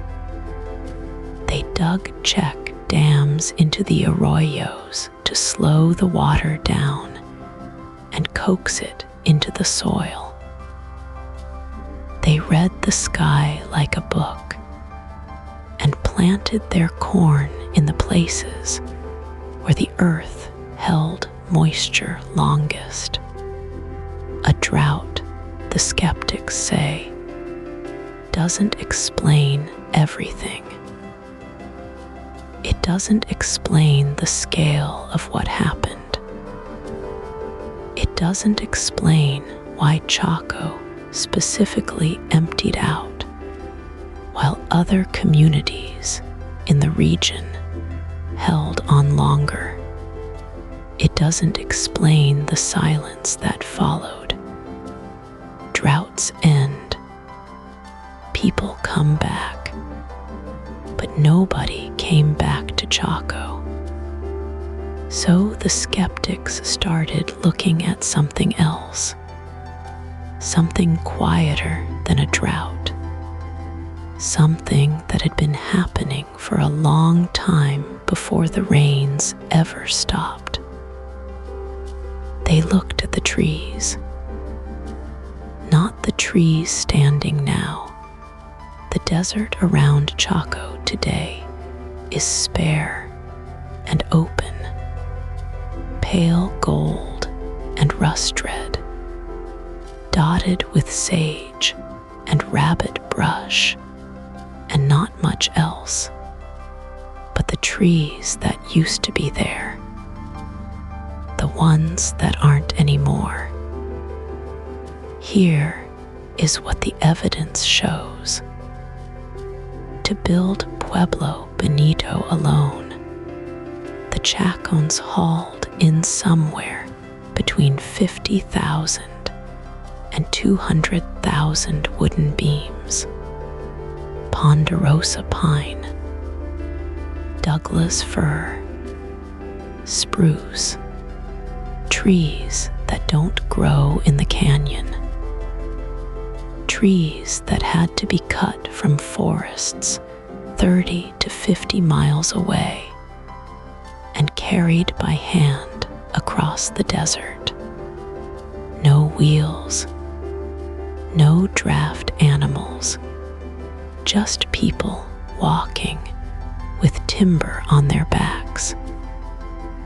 They did this for generations, and the forests felt it. By the time the Great Drought arrived in 1130, the forests closest to Chaco were already thinned. The easy timber was gone. The Chacons had been reaching farther and farther out to find what they needed, walking longer roads to bring back fewer trees. The land around the canyon was stripped of the canopy that had once slowed the wind and held the topsoil in place. Without those roots, the soil moved. Without the soil, the crops struggled. Without the crops, the people went hungry even in years when the rain came. The skeptics who push this theory call it a slow-motion collapse. Not a single catastrophe, but 100 small ones, stacked on top of each other over decades. The drought didn't cause the exodus, they say. The drought was just the last weight on a beam that had been bending for a long time. It's a compelling argument. It fits the physical evidence. It matches what we know about how civilizations wear down their own foundations without meaning to. But here is the thing the skeptics can't quite explain away. If resource depletion was the real engine of collapse, you'd expect to see it happen gradually. You'd expect the great houses to thin out slowly, room by room, family by family, over many decades. You'd expect the roads to fall quiet in stages. You'd expect some evidence of people trying to adapt, trying to rebuild, trying to make it work in a new way. Instead, what the archaeology shows is something closer to a decision, a moment, a point where Chaco simply stopped functioning as a center, and the people who were there began to move, not all at once, but with a kind of direction to it, like water finding a crack and following it down. The depletion theory explains why conditions got hard. It doesn't explain why the response looked the way it did. It doesn't explain why they didn't just cut more trees from farther away, or build smaller, or stay and struggle the way their ancestors had struggled through hard years before. Something shifted, something beyond the soil and the timber and the rain. The skeptics go quiet when you ask them what that something was. The canyon doesn't answer either. It just sits there in the afternoon light, its great walls the color of old honey, its empty rooms open to the sky. The wind moves through the doorways. The sage bends and straightens. And whatever the people knew when they made their choice, they took it with them when they walked away.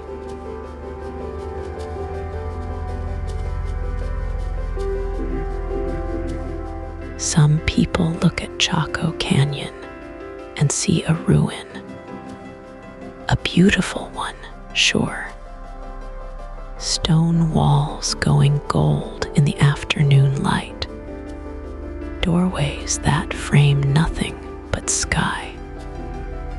They see a place that was and is no longer.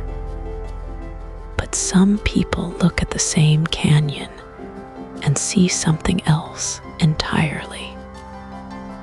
They see a wound that never fully closed.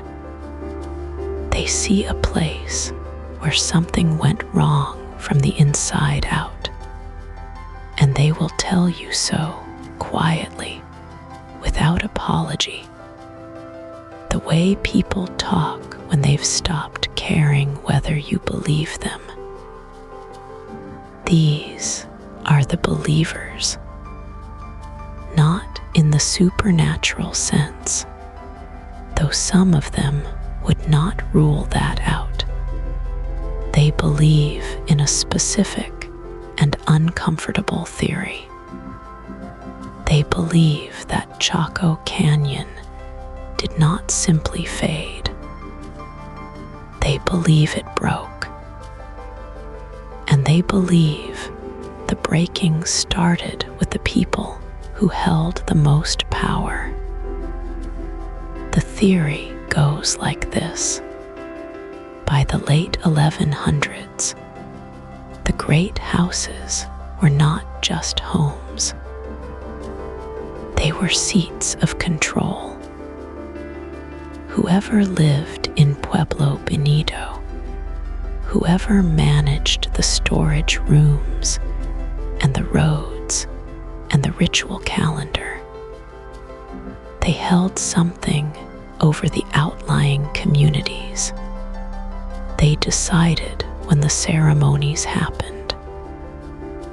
They decided who ate and who went without.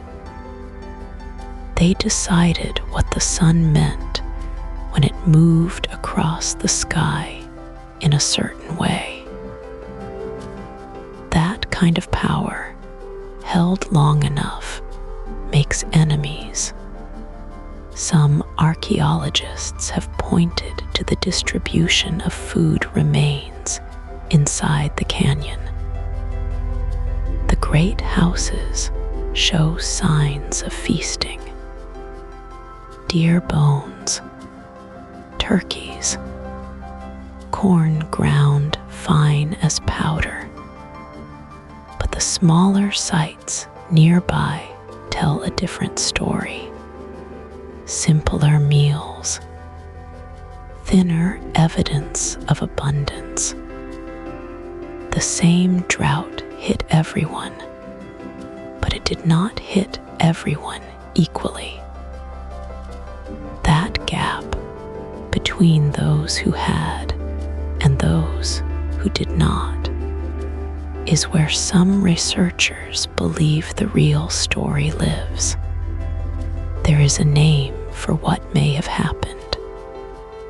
Some scholars call it internal collapse, not invasion from outside, not a slow drift toward better land, but a fracture from within, a moment or a series of moments, when the people who had been feeding the system decided to stop feeding it. When the farmers and the laborers and the road walkers looked at the great houses and felt something shift inside their chests. You know what that feeling is. You felt it yourself, maybe. The moment you realize the arrangement you've been living inside was never fair to begin with. The evidence is thin, as evidence often is when it comes to Chaco. But it is there. Some of the great houses show signs of deliberate closure. Doorways sealed with careful stonework. Rooms filled in. Not the work of people fleeing in panic. The work of people making a decision. Closing something down the way you close a chapter. With intention. And then there are the Kivas. Some of the ceremonial chambers at the end of the Chaco period show signs of being burned. Not by accident. The burning was controlled, contained. It happened in specific places at specific times. Some researchers read this as ritual, a proper ending, a ceremonial goodbye. Others read it as something harder, a statement, a refusal to leave the sacred spaces intact for whoever came next. Both readings could be true at once. That is the thing about Chaco. It holds contradictions without resolving them. believers in this theory are not fringe voices. Some of them have spent decades in the field, on their knees in the dust, brushing sand off pottery shards with soft brushes while the sun hammered down. They have read the bones and the pollen and the charcoal layers. They have sat with the data long enough to feel it speak. What it says to them is this: the Exodus was not just an escape from drought. It was an escape from something human, from a system that had grown too heavy, too demanding, too unequal to survive. The drought was the final pressure, but the cracks were already there. The competing view, of course, is that this reads too much into too little, that we are projecting modern anxieties onto ancient people, that the evidence of inequality is real, but the leap to internal revolt is a story we are telling ourselves, not a story the stones are telling us. Maybe not. What the believers hold on to is this: when the people left Chaco, they did not come back. Not in a generation. Not in 5. The canyon sat empty under its wide blue sky. And that kind of leaving, the kind where no one returns, usually means more than drought. It usually means the place itself became something people needed to walk away from. The canyon remembers. It just isn't saying everything it knows.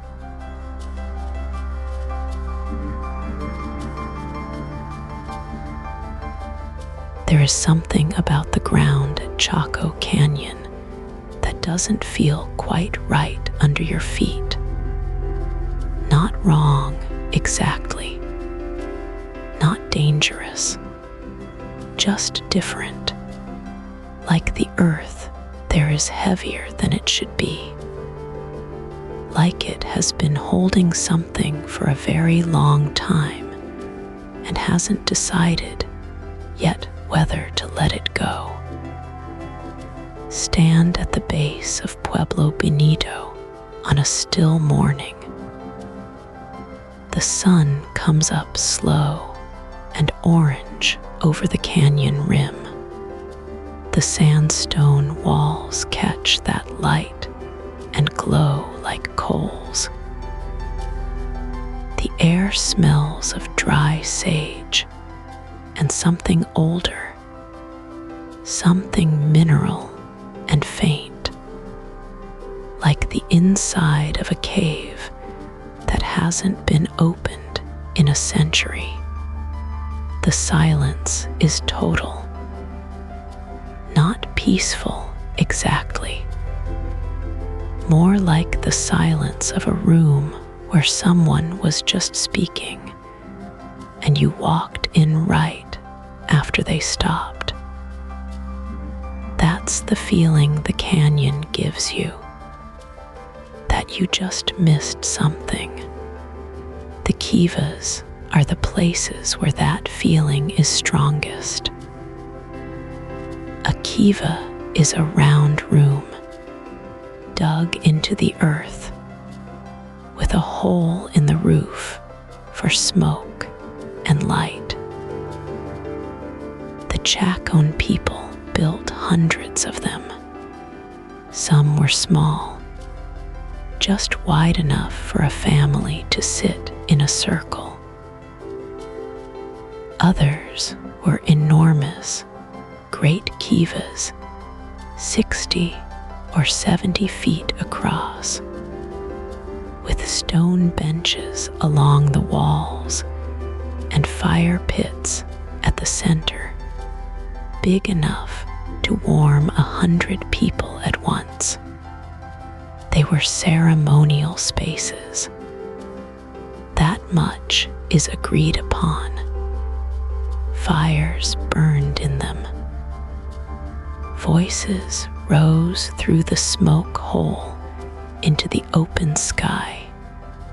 Whatever prayers the Chaco people carried, they carried them down into those round rooms and left them there. And then they stopped. The great kivas at Chaco went cold sometime in the mid-1100s. The fires burned out. The smoke holes went quiet. No new ash was laid down over the old ash. Archaeologists can read that kind of silence, the way a doctor reads a pulse that has stopped. The rooms didn't collapse. They weren't burned. They were simply left, swept in some cases, sealed in others, as if someone had made a decision, tidied up, and walked out the door. The land around the canyon noticed in its own way. There are places in the San Juan Basin where the soil still shows the ghost of old Chaco roads. Those roads were wide and straight, cut into the desert surface with a precision that still puzzles researchers. They ran for miles in perfectly straight lines, ignoring hills and arroyos, going exactly where they were aimed. And now, 1,000 years later, the vegetation along those roads grows differently. The plants are shorter. The color is slightly off. The ground is packed in a way that rain hasn't fully undone. The land remembers where people walked. The canyon walls remember too. The sandstone at Chaco is soft enough to carve, and the Chacons carved it. Petroglyphs cover certain faces of the rock, spirals and hands and figures that might be human or might be something else.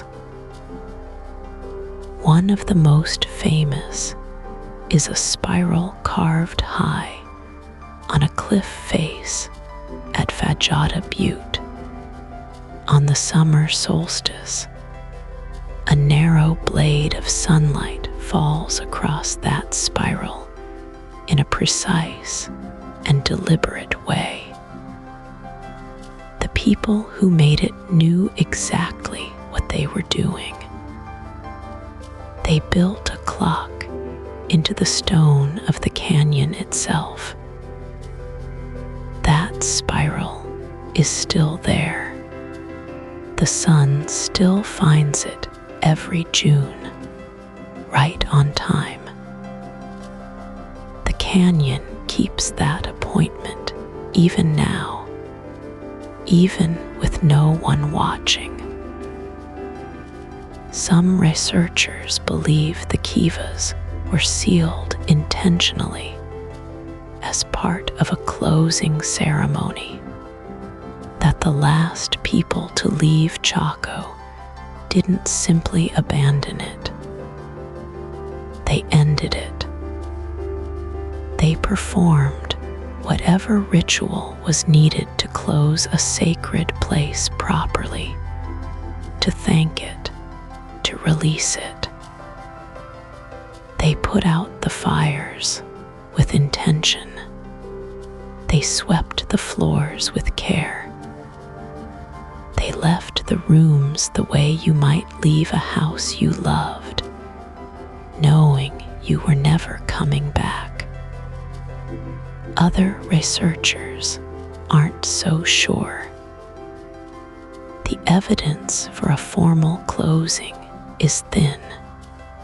Some Kivas show signs of hasty departure, objects left behind, rooms not fully cleared.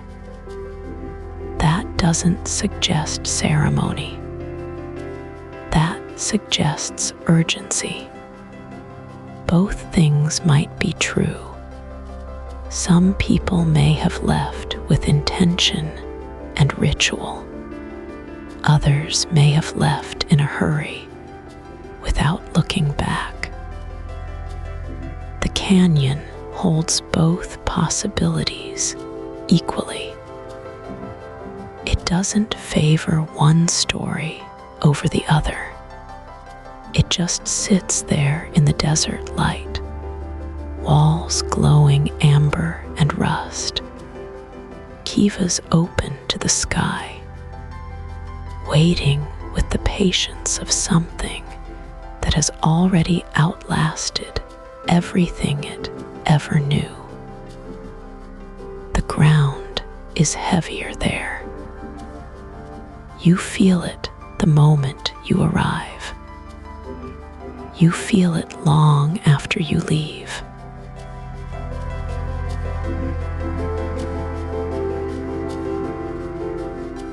There is a moment that shows up again and again in American history.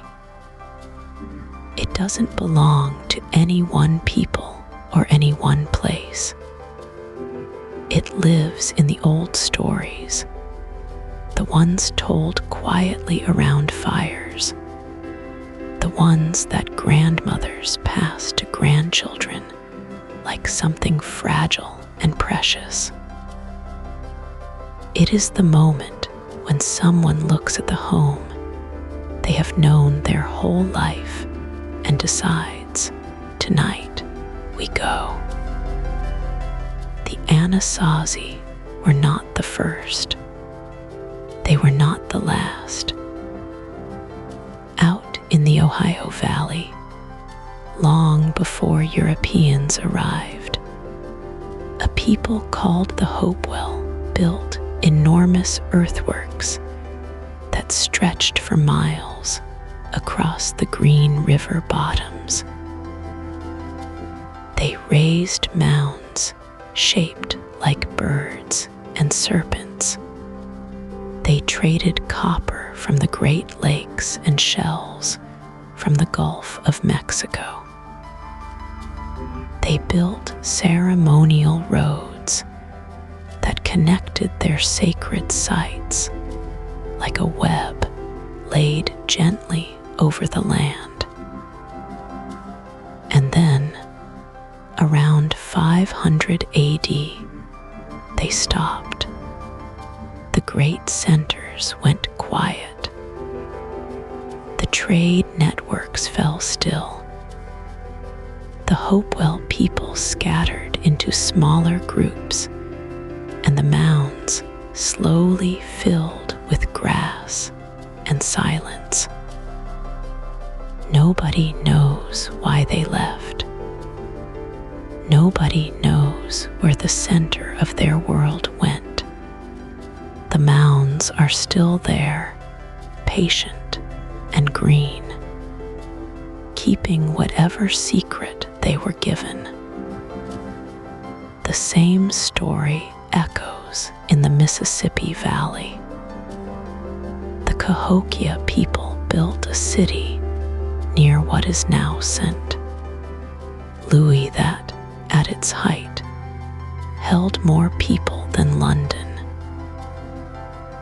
They raised a pyramid of earth so large that it still stands today, broad and flat-topped, catching the morning light like the back of something enormous sleeping in the Illinois plain. Monk's Mound, people call it now. The Cahokians aligned their city to the sun. They watched the sky the way Chaco watched the sky. They built wooden posts in great circles to mark the solstice, the same way the Anasazi carved their sun daggers into sandstone. And then, around 1350, Cahokia emptied. The people walked away from the largest city north of Mexico and left it to the wind and the crows. Archaeologists still argue about why. Climate, conflict, soil exhaustion, spiritual collapse. The theories pile up like leaves, and none of them fully stick. Go further west. The Fremont people of Utah built granaries in the cliffs and left behind rock art so precise and strange that it still stops hikers cold on canyon trails. Broad-shouldered figures with trapezoidal bodies and hollow eyes stare out from the sandstone walls. The Fremont vanished from the archaeological record. Around the same time, the Anasazi were leaving Chaco. Same drought, same century, same silence afterward. This is the pattern that runs beneath all of it. A people build something extraordinary. They organize themselves around a center, a great house, a mound, a pyramid, a circle of wooden posts. They align that center to the sky. They trade across vast distances. They grow powerful and complex and deeply rooted. And then something shifts. The reins change, or the leaders fail, or the old ceremonies stop working the way they used to. And one night, someone decides it is time. That moment, the actual moment of decision, is the one that history never captures.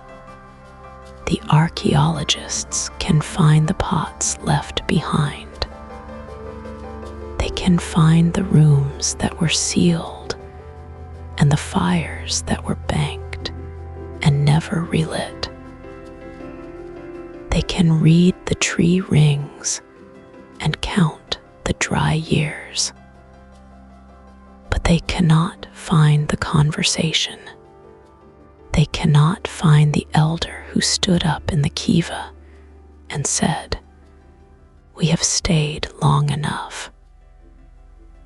They cannot find the fear or the grief or the relief that must have moved through the people like a slow wave on the night they finally agreed. What they can find is the leaving itself. The evidence of departure is always the same. Rooms cleared of useful things, doorways sealed with stone, objects placed carefully as if someone expected to come back and wanted to find them waiting. But nobody came back, not to Chaco, not to Cahokia, not to the Hopewell centers in Ohio. The doors stayed sealed. The rooms stayed empty. The mounds kept their silence. There is something almost tender about that. The care people took when they left. The way they closed things up properly.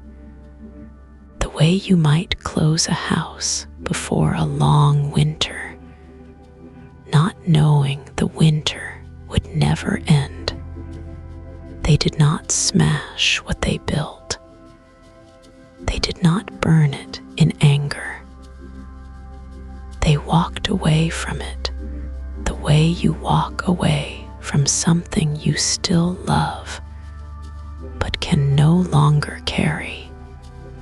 The Anasazi sealed their great houses and turned toward the horizon.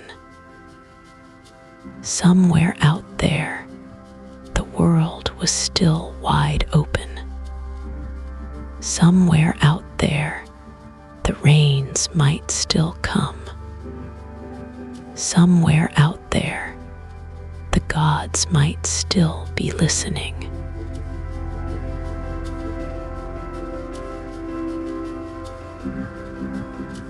There are things you can hold in your hand that change everything. Not theories, not arguments between professors in dusty offices. Objects, real ones.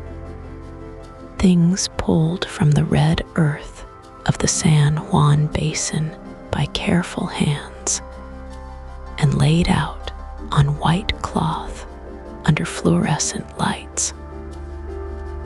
Things that have been sitting in museum drawers for 100 years, waiting for someone to ask the right question.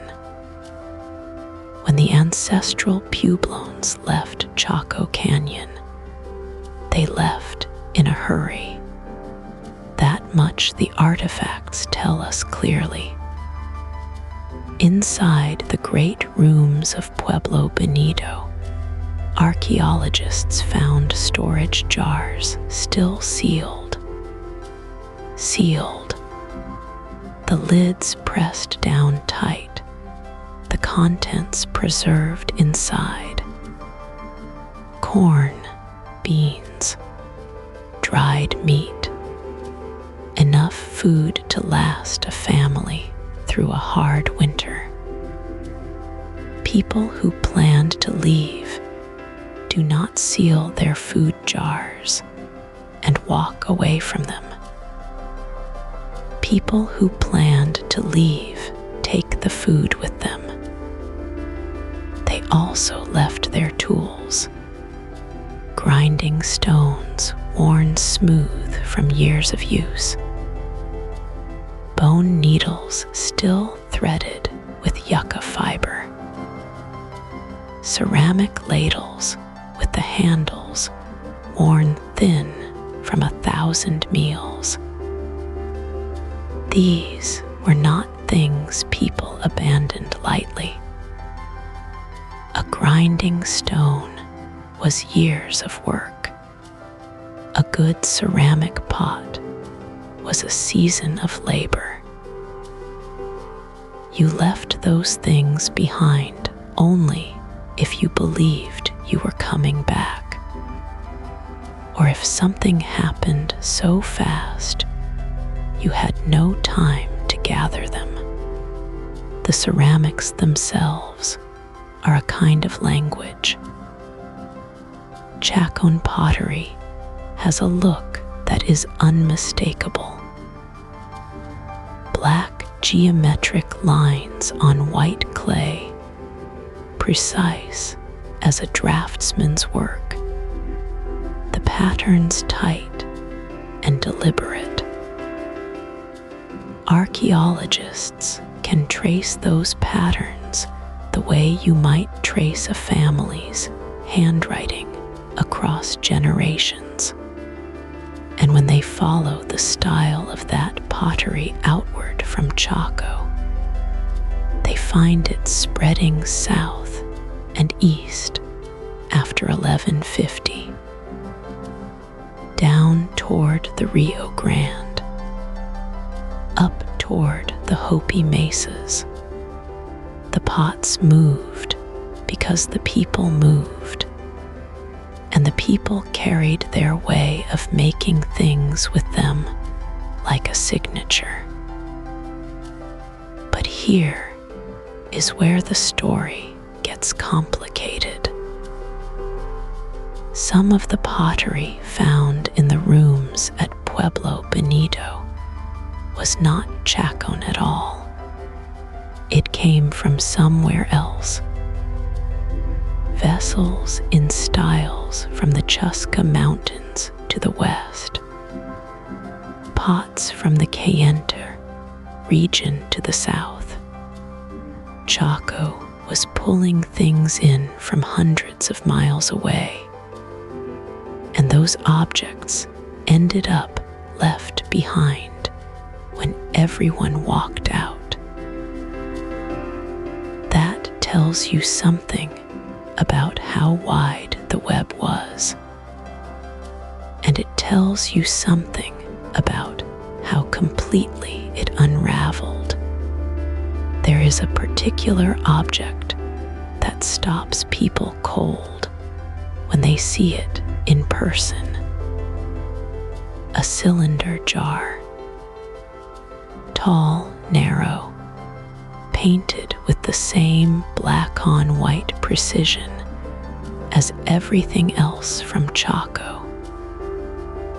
These jars have been found in clusters, sometimes dozens together in a single room.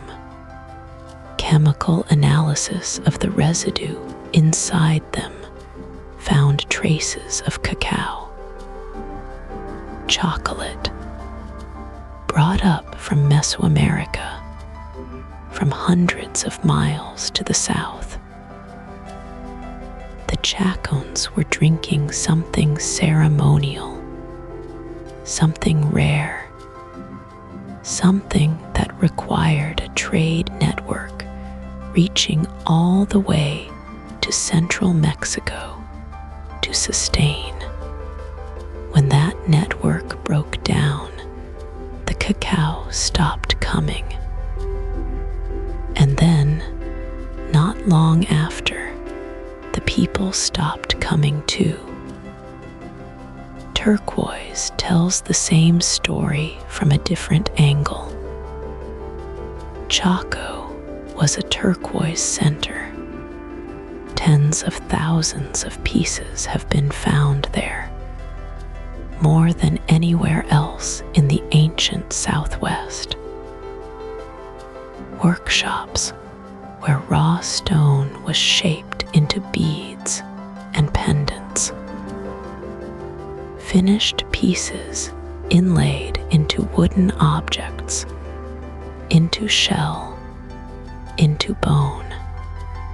Turquoise moved through Chaco the way money moves through a city. And then it stopped. The workshops went quiet. The finished pieces that remained were left in rooms that no one ever returned to claim. Some researchers look at all of this and see evidence of a controlled, deliberate departure. A community that made a decision, sealed what it could not carry, and walked away with intention. Others look at the same objects and see signs of something more sudden, the the sealed jars, the abandoned tools, the grinding stones left mid-use. They see people who left because they had to, not because they chose to. Both readings are honest. Both readings come from the same objects, the same rooms, the same red earth. What the artifacts cannot tell you is what it felt like to be the last person standing in one of those great rooms, looking at the grinding stone you had used every morning of your adult life, deciding whether to take it or leave it. They cannot tell you what you said to yourself in that moment. They cannot tell you whether you looked back at the canyon as you walked away, or whether you kept your eyes on the trail ahead and did not turn around.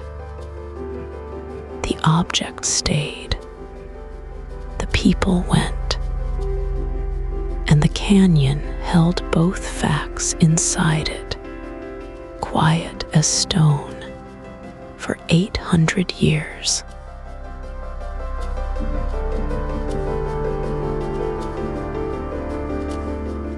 There is a kind of memory that lives in the body before it lives in the mind. You don't learn it from a book.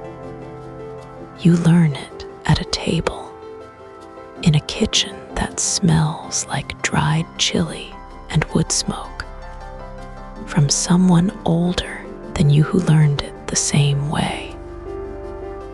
The Anasazi Exodus is that kind of memory. It didn't end when the last family walked out of Chaco Canyon. It kept moving. It moved through children and grandchildren and great-grandchildren.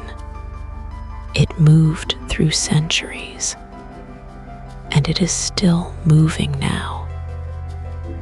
The Hopi people of northern Arizona have a word for the ones who came before. They call them Hisitsinum, the ancient ones, the ones who were here first. And when Hopi elders speak about Chaco, they don't speak about it the way an archaeologist would. They don't talk about drought indices or ceramic sequences or population estimates. They talk about a people who lost their way, a people who forgot what mattered, and a people who had to walk a very long road before they found it again. That road was real. You've heard about the Chaco road system already. Those wide, straight paths cut into the desert floor, running for miles in directions that made no obvious practical sense. But here is what the family stories add to that picture. The roads weren't just infrastructure. They were intention. They were the physical shape of a belief that the world had a right direction, and that if you walked it faithfully, something on the other end would receive you. When the people left, they used those roads.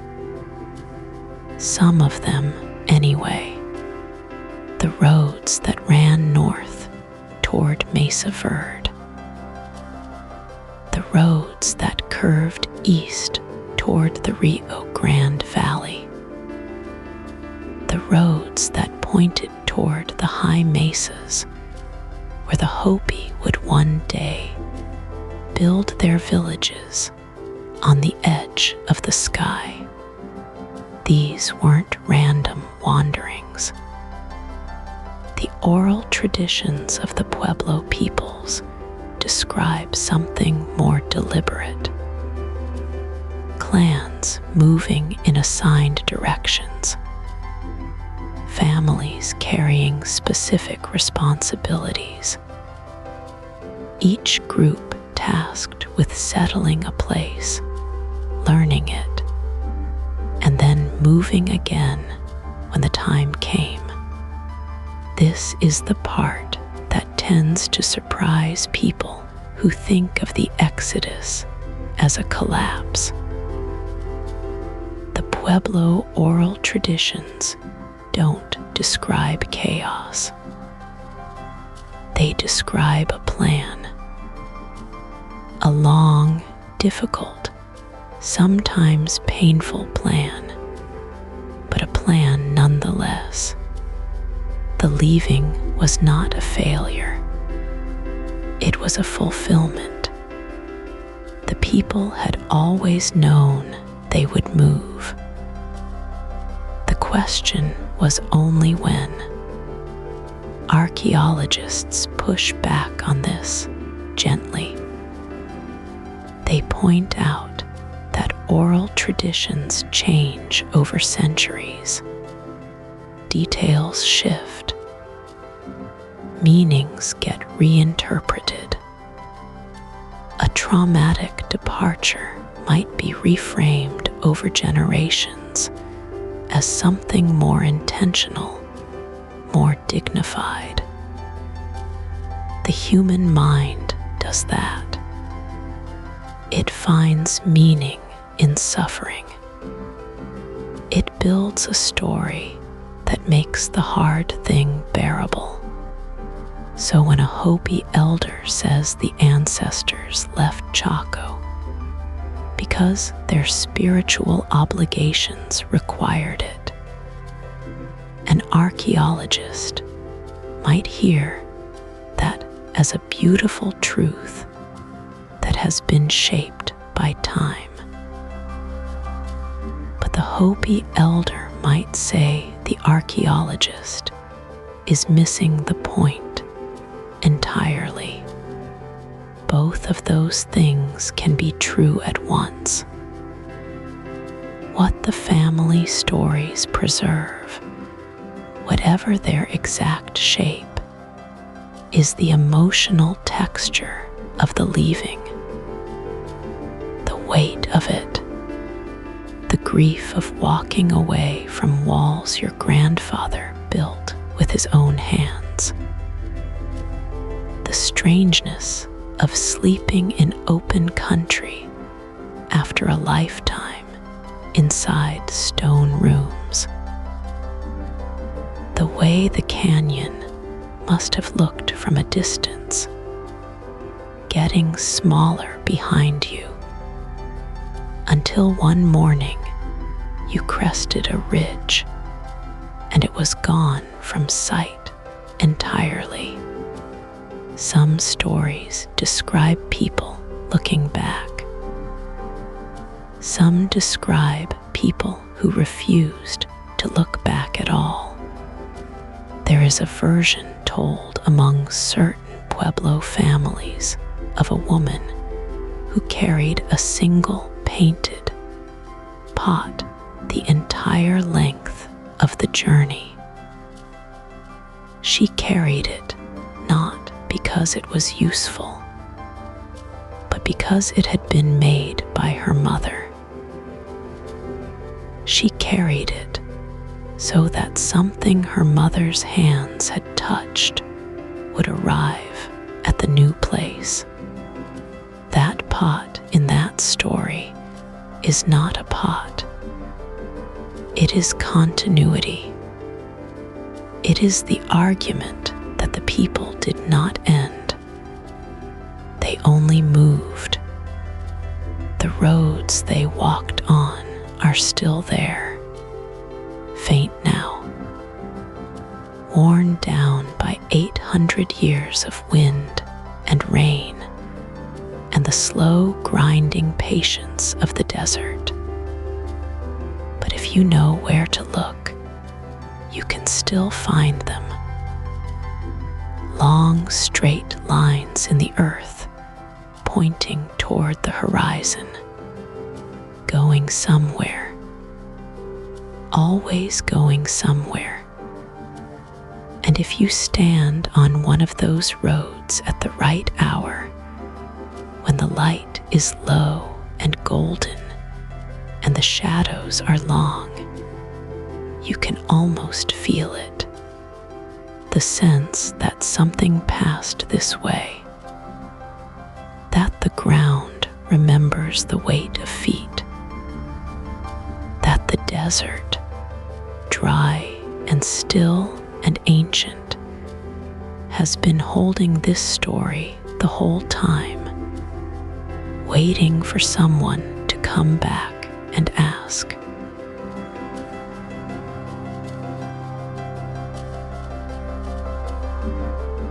Not everyone left. That's the part that gets lost in the bigger story. We talk about the exodus, the roads, the long walk south and east toward water and new ground. We picture a whole people rising at once, like a flock of birds startled from a field, all of them lifting together and vanishing over the ridge. But that's not how people work. That's not how it ever goes. Some of them stayed. Picture the canyon in the years after the great houses went quiet. The wind still moved through the same corridors it always had. The sun still climbed the same notch in the eastern cliffs each morning, painting the sandstone walls in shades of copper and rust. The Kivas still sat in their circles, their roofs open to the sky now, their fire pits cold and full of blown sand. But here and there, a thread of smoke, a grinding stone still working, a child's voice somewhere in the stillness. Archaeologists have found evidence of people living in and around Chaco long after the major population moved on. Not thousands, not hundreds, even small groups, families maybe, people who, for whatever reason, did not go when the others went. We don't know why they stayed. That's the honest answer. Maybe they were too old to make the walk. Maybe they had something to tend, a grave, a garden, a memory too heavy to carry. Maybe they simply believed the rains would come back. People have always been able to believe that. It is one of the most human things there is. Some researchers think these holdouts were caretakers of a kind, that they kept certain fires lit, certain ceremonies alive, certain knowledge from going dark. The great houses were not just buildings. They were calendars, temples, libraries written in stone and shadow. Someone had to remember how to read them. Someone had to know which wall caught the solstice light, and what that light was supposed to mean. The Pueblo peoples who carry Chaco ancestry today speak carefully about this. They don't frame it as abandonment.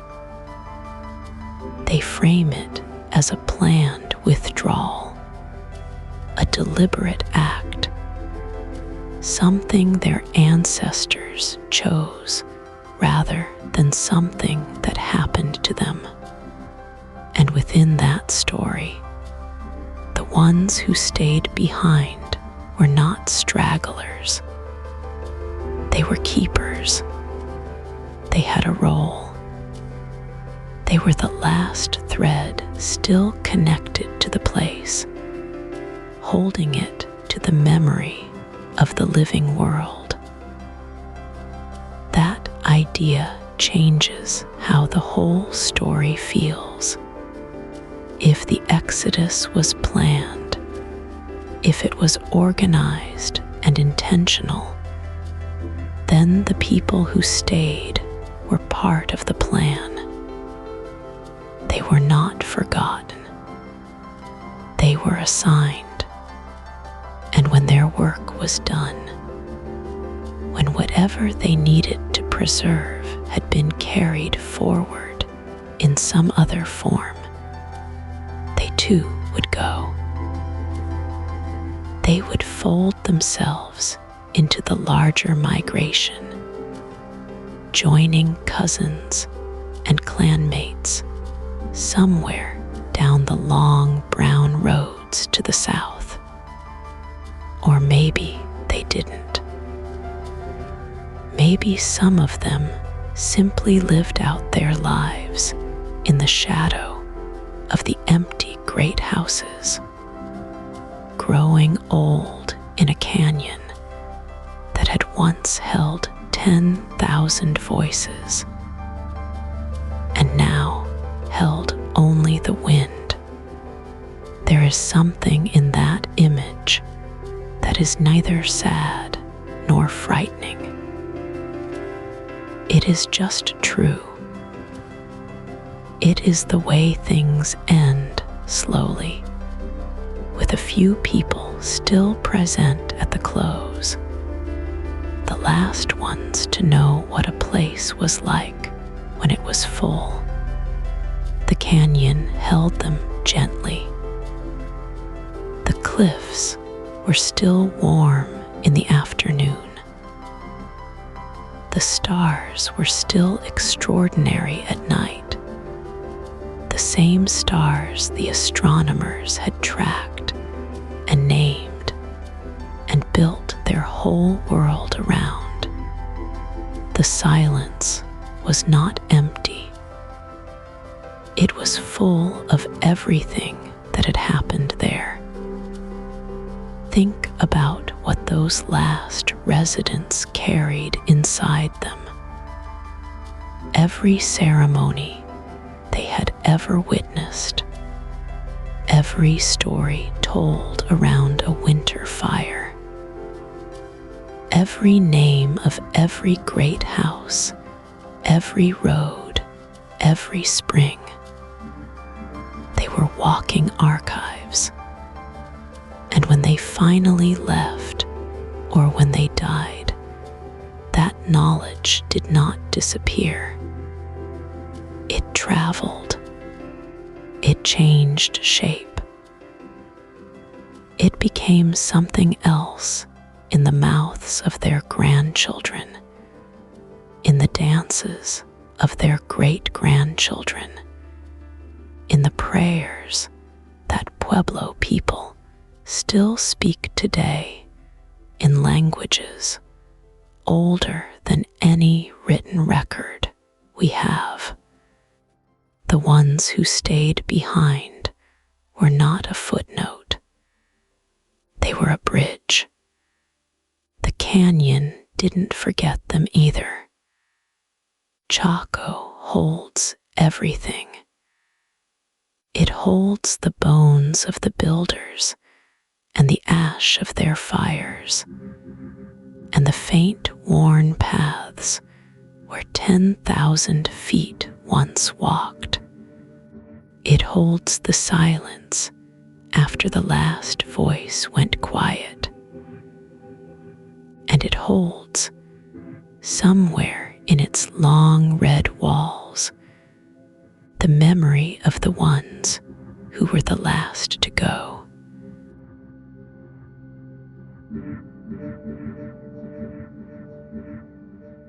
Close your eyes for a moment, not to sleep, not yet, just to feel where you are. You are standing on a sandstone ledge above a canyon in the high desert of Colorado. The air is cold and dry and smells like juniper smoke and something older than smoke. The stars above you are not the soft, blurred stars of a city sky. These stars are hard and bright and close, like salt crystals pressed against dark glass. There are so many of them that the sky looks heavy. It looks like it could fall.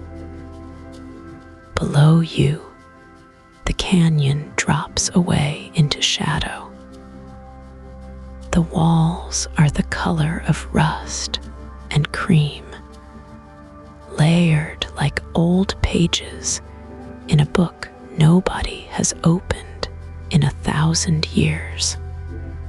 And carved into those walls, tucked under the great stone overhang like a child under a blanket, is a city. This is Mesa Verde, and it is not empty, not in the way that matters. The cliff dwellings here are some of the best preserved in North America. Cliff Palace, Spruce Tree House, Balcony House. They sit in their stone alcoves like something frozen mid-breath. The walls are still standing. The plaster still holds the marks of human hands. Some rooms still have the ash of old fires on their floors. You get the feeling, standing here in the dark, that someone just stepped out, that they'll be back. They won't be back, but they were here, and what they remembered, they carried. The people who built Mesa Verde came from the same broad world as the people of Chaco Canyon. They were cousins, in culture, if not always in blood. They built in the same style. They made the same pottery. They watched the same sky, but they built differently. They built into the rock itself, tucking their homes into the natural shelves and hollows of the canyon walls. Where Chaco reached up and outward, Mesa Verde pulled inward. Where Chaco announced itself to the horizon, Mesa Verde hid. Archaeologists have spent decades asking why. Why move into the cliffs at all? It takes enormous effort to build up there. You haul every stone, every beam, every jar of water up a sheer rock face. You lower your children down on ropes. You climb in and out of your own home like a bird returning to a nest. Why would anyone choose that? Some say it was defense, that by the late 1100s and into the 1200s, something had changed in the social world of the canyon country. There was tension. There was conflict.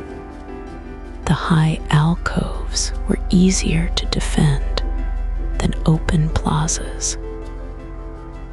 Pull up your ladders at night, and no one could reach you. Others say it wasn't fear at all. They say the alcoves were sacred. That building inside the living rock was a way of being held by the earth. That it was shelter in the deepest sense of the word. Both things can be true at once. Most things are. What the Mesa Verde people remembered about Chaco is harder to say.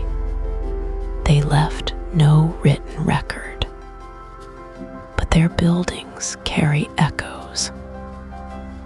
The great Kivas here are smaller than Chaco's, but they follow the same round shape, the same orientation, the same careful attention to the sun and the seasons. The roads here are shorter, but they exist. The ceremonial patterns survived the migration.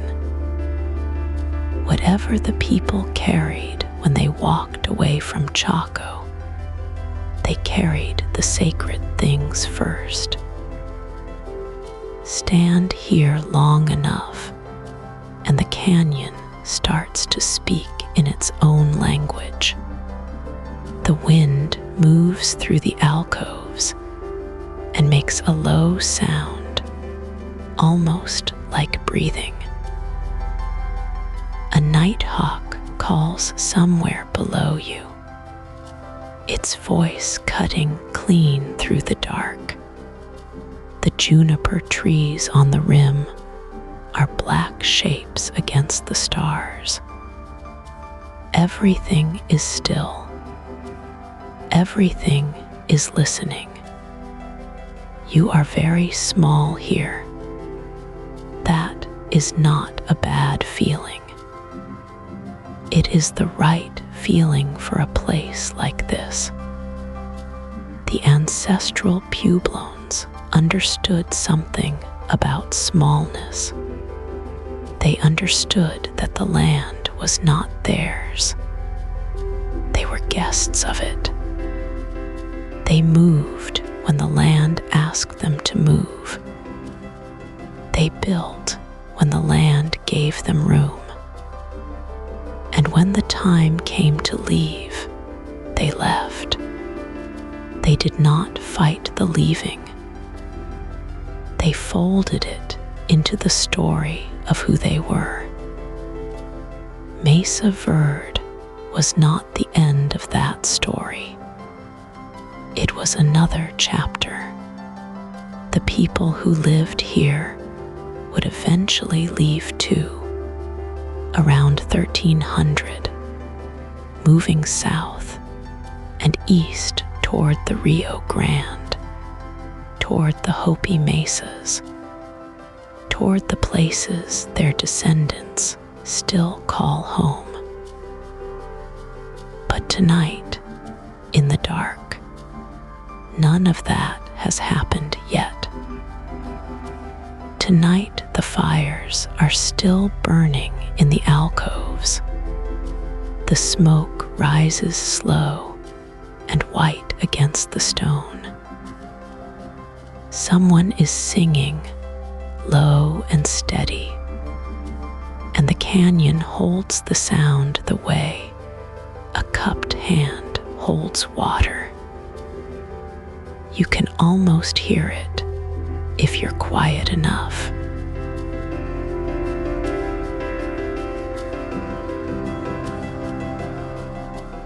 Hopi have a word for what happened at Chaco.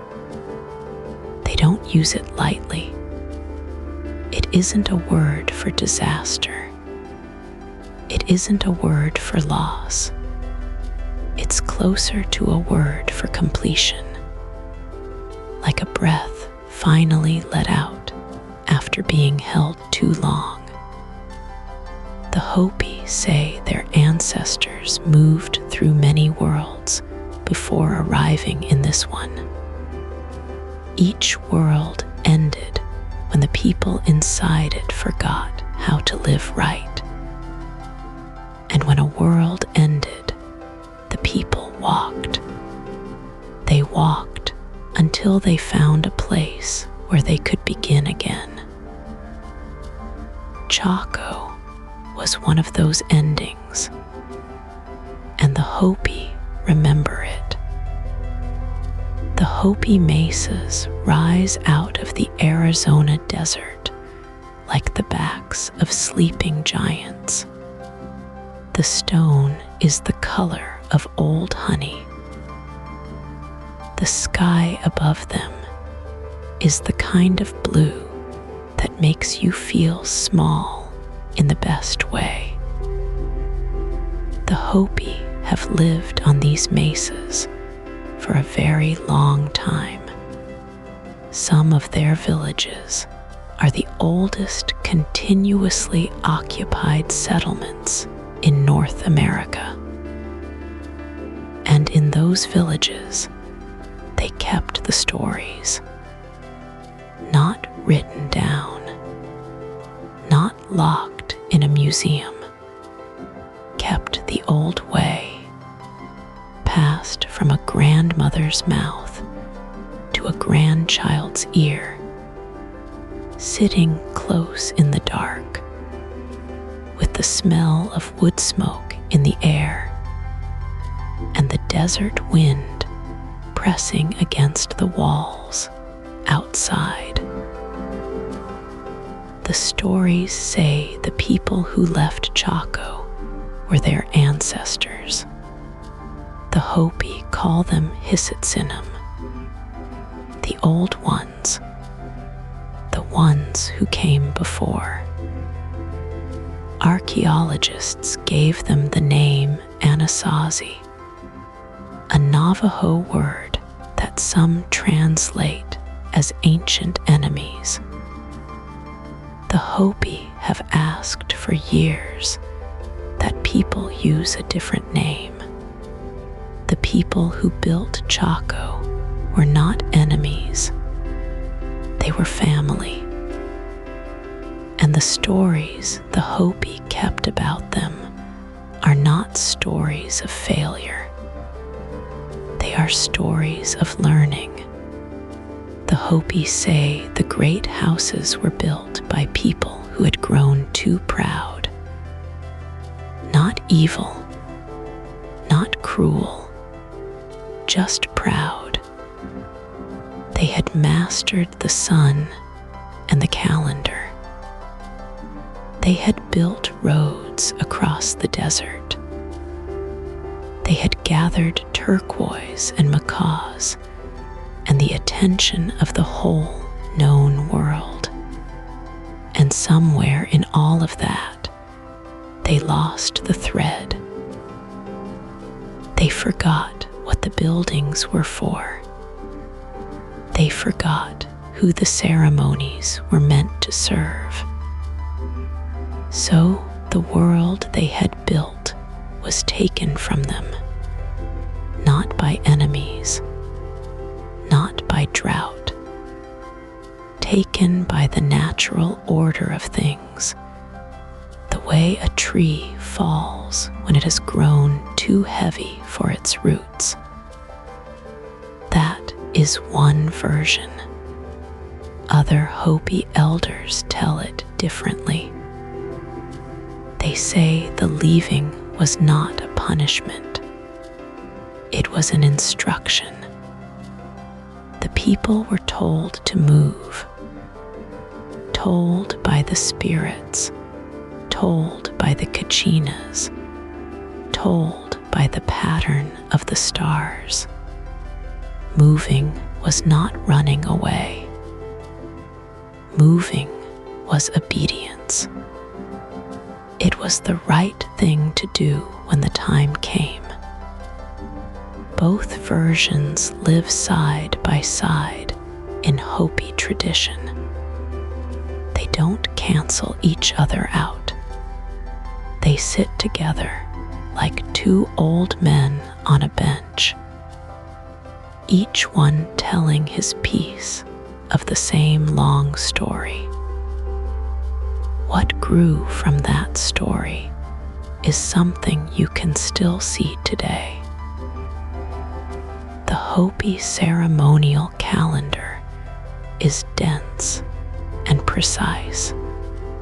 It tracks the sun the way Chaco once tracked the sun. The winter solstice, the summer solstice, the planting seasons, the harvest. The Kachina dances bring the spirits down from the mountains and into the village.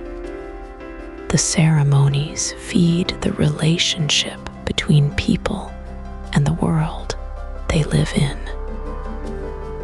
They are a way of saying we remember what happens when that relationship breaks.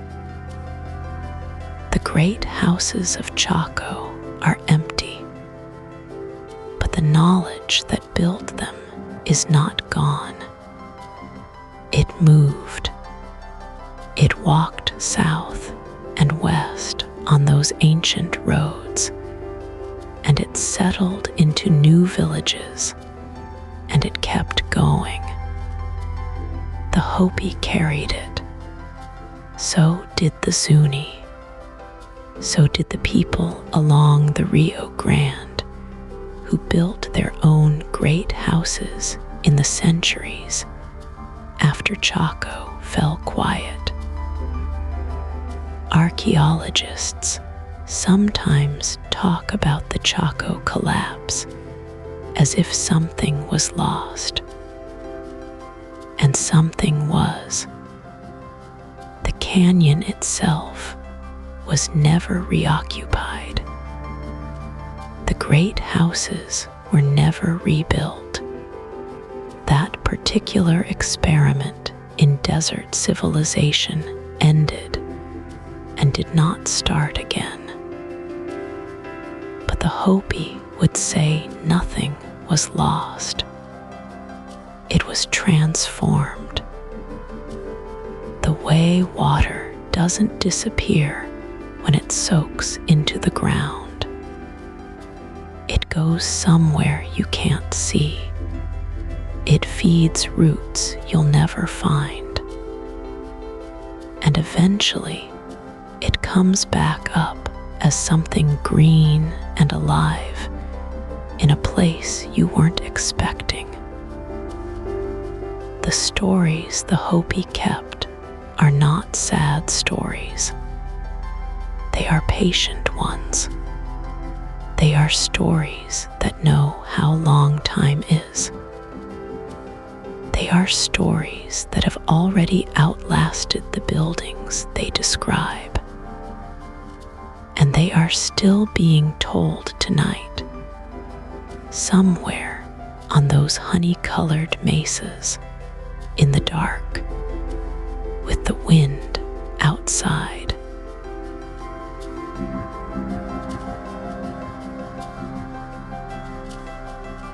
Picture a woman walking north. She carries a water jar on her head, balanced so perfectly it doesn't even sway. Her sandals are woven from yucca fiber. The soles are worn thin from weeks of walking. Behind her, the canyon she was born in has already dropped below the horizon. She doesn't look back. That detail matters. The people who left Chaco didn't leave the way you leave a place you plan to return to. They left the way you leave something finished, something complete. The great houses stood empty behind her, their windows like closed eyes, their doorways sealed with stone and silence. She walked north, and she carried everything that mattered inside her. What she carried wasn't objects, it was knowledge. She knew which stars rose at planting time. She knew the prayer that opened a Kiva ceremony. She knew the name of the road her grandfather's grandfather had helped build, the one that ran perfectly straight for miles into the desert, like a scar on the earth. She knew the story of how the canyon had once been the center of everything, and she knew, in the way that people know things they don't say out loud, that it would never be that again. That knowledge traveled with her. It traveled with everyone who left. The Hopi say their ancestors passed through many worlds to reach this one. Each world was a place they lived and learned, and eventually had to leave. Chaco was one of those worlds, not a failure, not a punishment, a chapter that had run its full length. When the time came to move, you moved. You carried what the place had taught you, and you walked toward the next world. That's a different way of understanding exile. Most cultures treat leaving home as a wound. The Pueblo tradition treats it as a practice. You leave when the place tells you to leave. You trust the telling. But here's what makes the woman with the water jar so haunting. She never came back. None of them did. Chaco Canyon sat empty for centuries. The great houses filled slowly with blown sand and fallen plaster.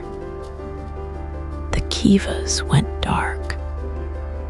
The roads grew faint under seasons of rain and wind, and still nobody returned to rebuild. Nobody came back to reclaim what had been left. Archaeologists have puzzled over this for a long time. The canyon had water, at least sometimes. It had the bones of enormous buildings that could have sheltered hundreds. Other sites in the southwest were reoccupied after abandonment. People moved back to places they'd left before, but not Chaco. Something about Chaco stayed closed. Some researchers think the place carried a kind of spiritual weight that made return impossible. Not dangerous, exactly. More like sacred in a way that required distance. You don't move back into a cathedral and cook your dinner there.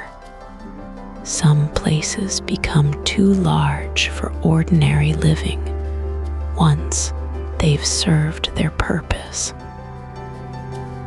The Pueblo oral traditions hint at this without saying it plainly. Chaco is remembered as a place of great power and also great imbalance, a place where something went wrong in the relationship between people and the world they lived in. The leaving was necessary. The not returning was also necessary. Both were part of the same understanding. So the woman with the water jar kept walking. She reached new country. She found water and good soil and people who were already there. And she built something smaller than what she'd left. A single-room house instead of a 4-story great house. A family kiva instead of a ceremonial center that served 100 villages. The scale shrank. The knowledge didn't. Her grandchildren learned the star prayers. Her great-grandchildren learned the road stories, even though the roads were now just words, just descriptions of a place none of them had ever seen. The canyon lived in the telling. It became a kind of country that existed only in memory, which is sometimes the most durable kind. That's how a place survives its own abandonment. Not through stone. Stone crumbles. Not through roads. Roads fade. Through the people who walked away carrying the story inside them, who told it to their children, who told it to theirs. The woman with the water jar has been gone for 800 years. But the story she carried is still walking. You can hear it in the Hopi villages on their high mesas. You can hear it in the Rio Grande pueblos, where the old ceremonies still follow the old calendar. The canyon emptied. The knowledge didn't. She never looked back. She didn't need to. She had the whole thing memorized.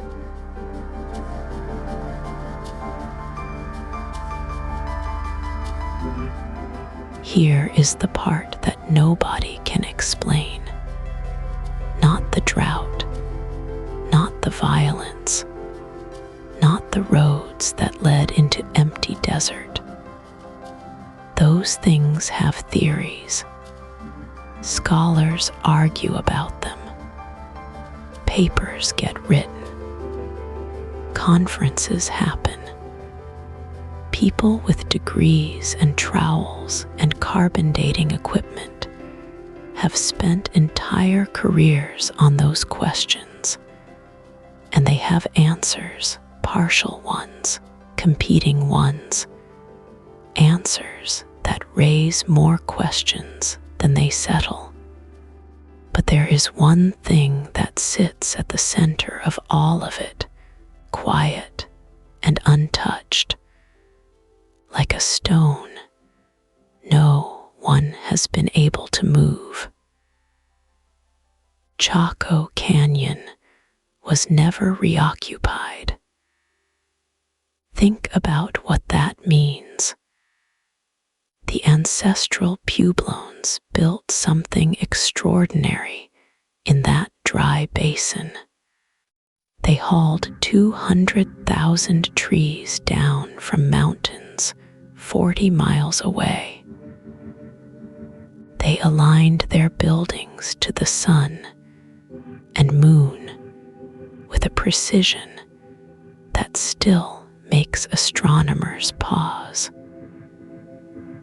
They fed thousands of people. They ran roads across 100 miles of open desert.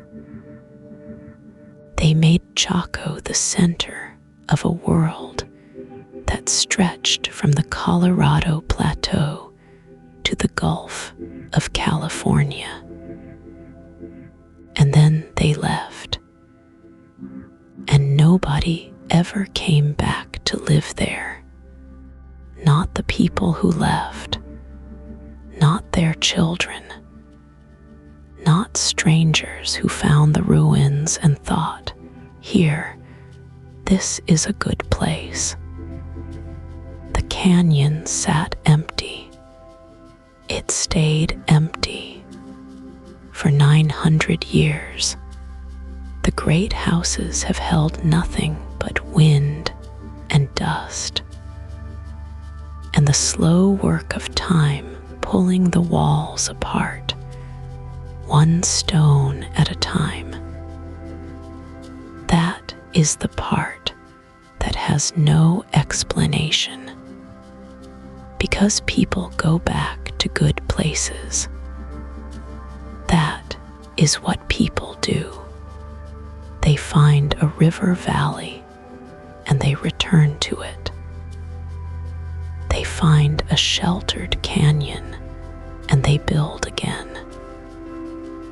Every abandoned city in human history has a story of someone coming back, someone deciding the old place was worth another try. Rome fell, and people kept living in Rome. Babylon crumbled, and villages grew up in its shadow.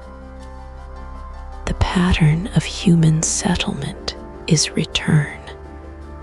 It is always return, but not at Chaco. The Hopi say the canyon is not abandoned. They say their ancestors are still there, in a way that doesn't require a body or a heartbeat. They say Chaco is a place that was completed, not a place that was lost. There is a difference, they tell you, between a fire that burns out and a fire that finishes its work. Chaco finished its work. The people moved on because that was always the plan. That is a beautiful answer. It holds something true in it. You can feel it. But it doesn't explain why no one came back. Archaeologists have a word for sites that show reoccupation. Almost every major ancestral Puebloan site shows it. Mesa Verde was built on top of older structures. The Rio Grande Pueblos were built on top of older villages. Layer after layer, century after century, people came back to the places their ancestors had used. The soil remembers them. The pottery shards stack up like pages in a book. At Chaco, the book stops. There are a few small camps from later centuries. Navajo families moved through the canyon, left traces, used the old stones for shelter in bad weather.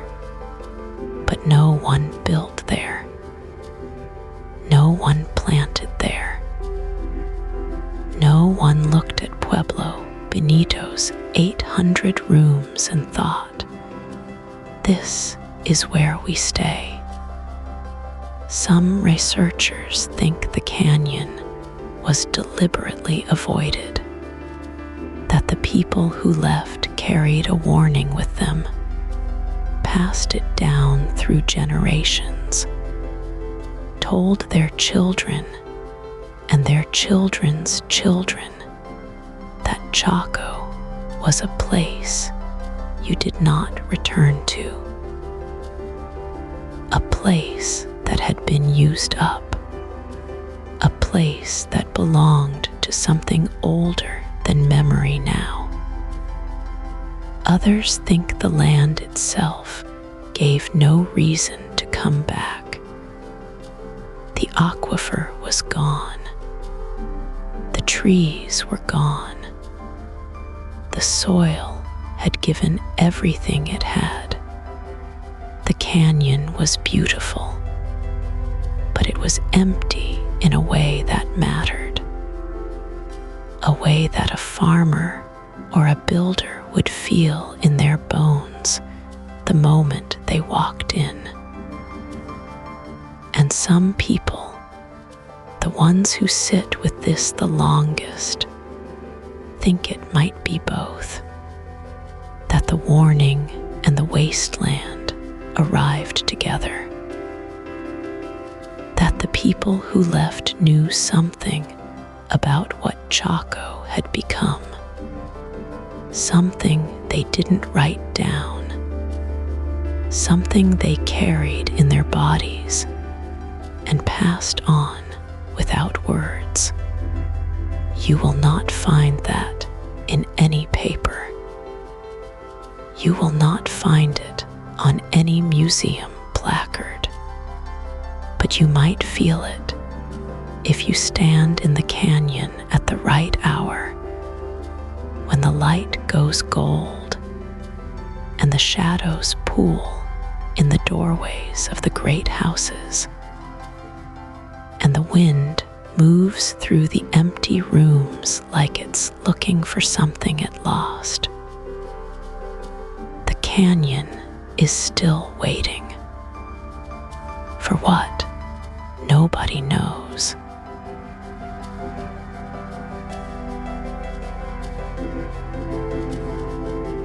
The canyon is quiet now. It has been quiet for a long time. Nearly 900 years have passed since the last fire burned inside Pueblo Bonito. 900 years since the last hand pressed corn into the last grinding stone. Since the last voice echoed off those curved sandstone walls and disappeared into the open sky above the San Juan Basin. And yet the place does not feel empty. Stand there on a still morning when the light comes in low and golden from the east, and you will feel it. Something in the air.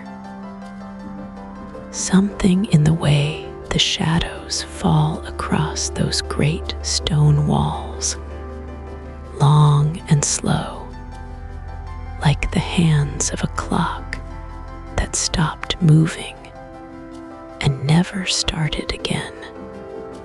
The canyon holds the light differently than the land around it. It always has. The great houses are still standing. Not all of them, not completely. Time has taken its share, but enough of Pueblo Bonito remains that you can walk its rooms. You can count the doorways. You can stand in the center of a kiva and look up at the open circle of sky above you and understand, in your body, if not in your mind, what this place once meant to the people who built it. The walls are made of stone laid by hand. thousands of hands, generations of hands. Each stone was chosen, shaped, and set with a care that most people today never give to anything. The mortar between them has held for 1,000 years. The craftsmanship is almost impossible to look at without feeling something. Pride, maybe, or grief, or both at once. The roads are still there too, if you know how to look. From the air, you can see them, straight lines pressed into the earth, running out from the canyon in every direction like spokes on a wheel. They go to the horizon. Some of them go beyond it. They were not built for wagons or horses.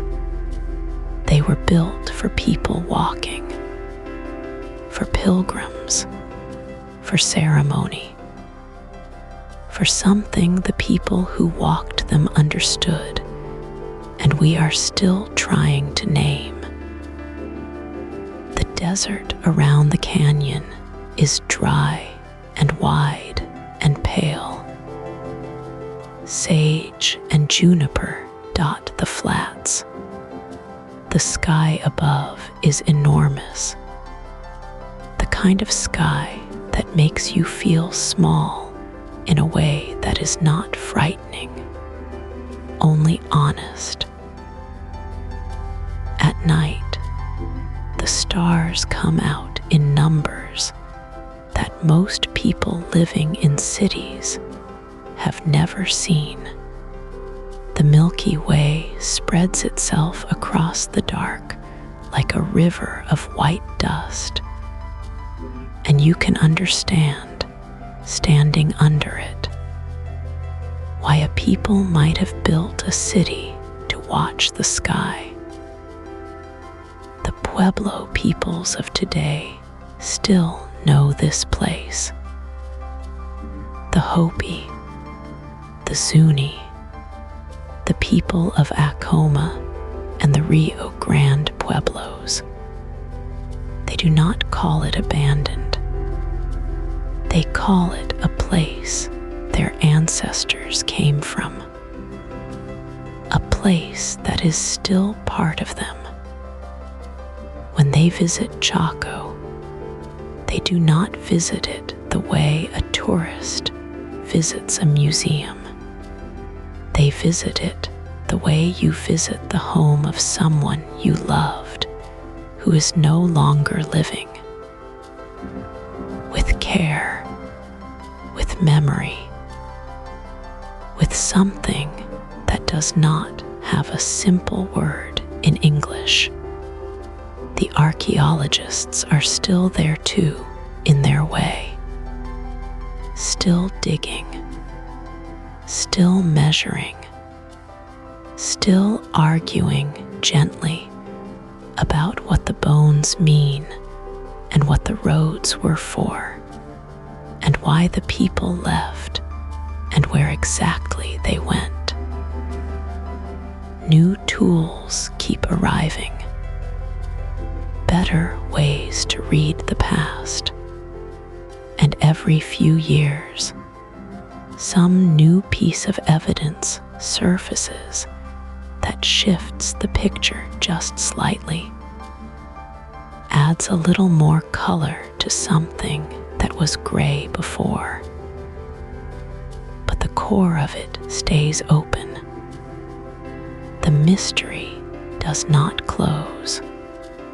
It was not meant to. That is the thing about Chaco Canyon. It was built to ask questions.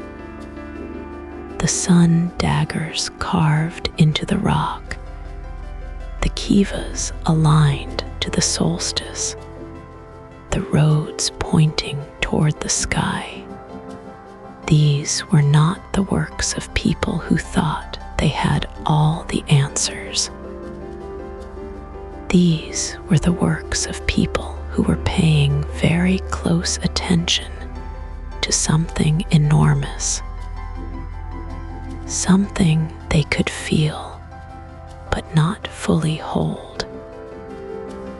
They walked away from it, or they were pushed, or they were called somewhere else. We may never know which, but they left the walls standing. They left the roads in the earth. They left the spiral carved into the stone, still catching the light every year on the longest day of summer, just as it was designed to do. The canyon remembers. The wind moves through it at night, low and steady, like breath. The stars wheel overhead, the same stars the ancestral Puebloans watched, the same stars they built their whole world to honor. And the stone walls stand, patient and pale, waiting for a question nobody has thought to ask yet. Subscribe for a brand new mystery every night. One tap, and a new story is waiting for you tomorrow. Sleep well.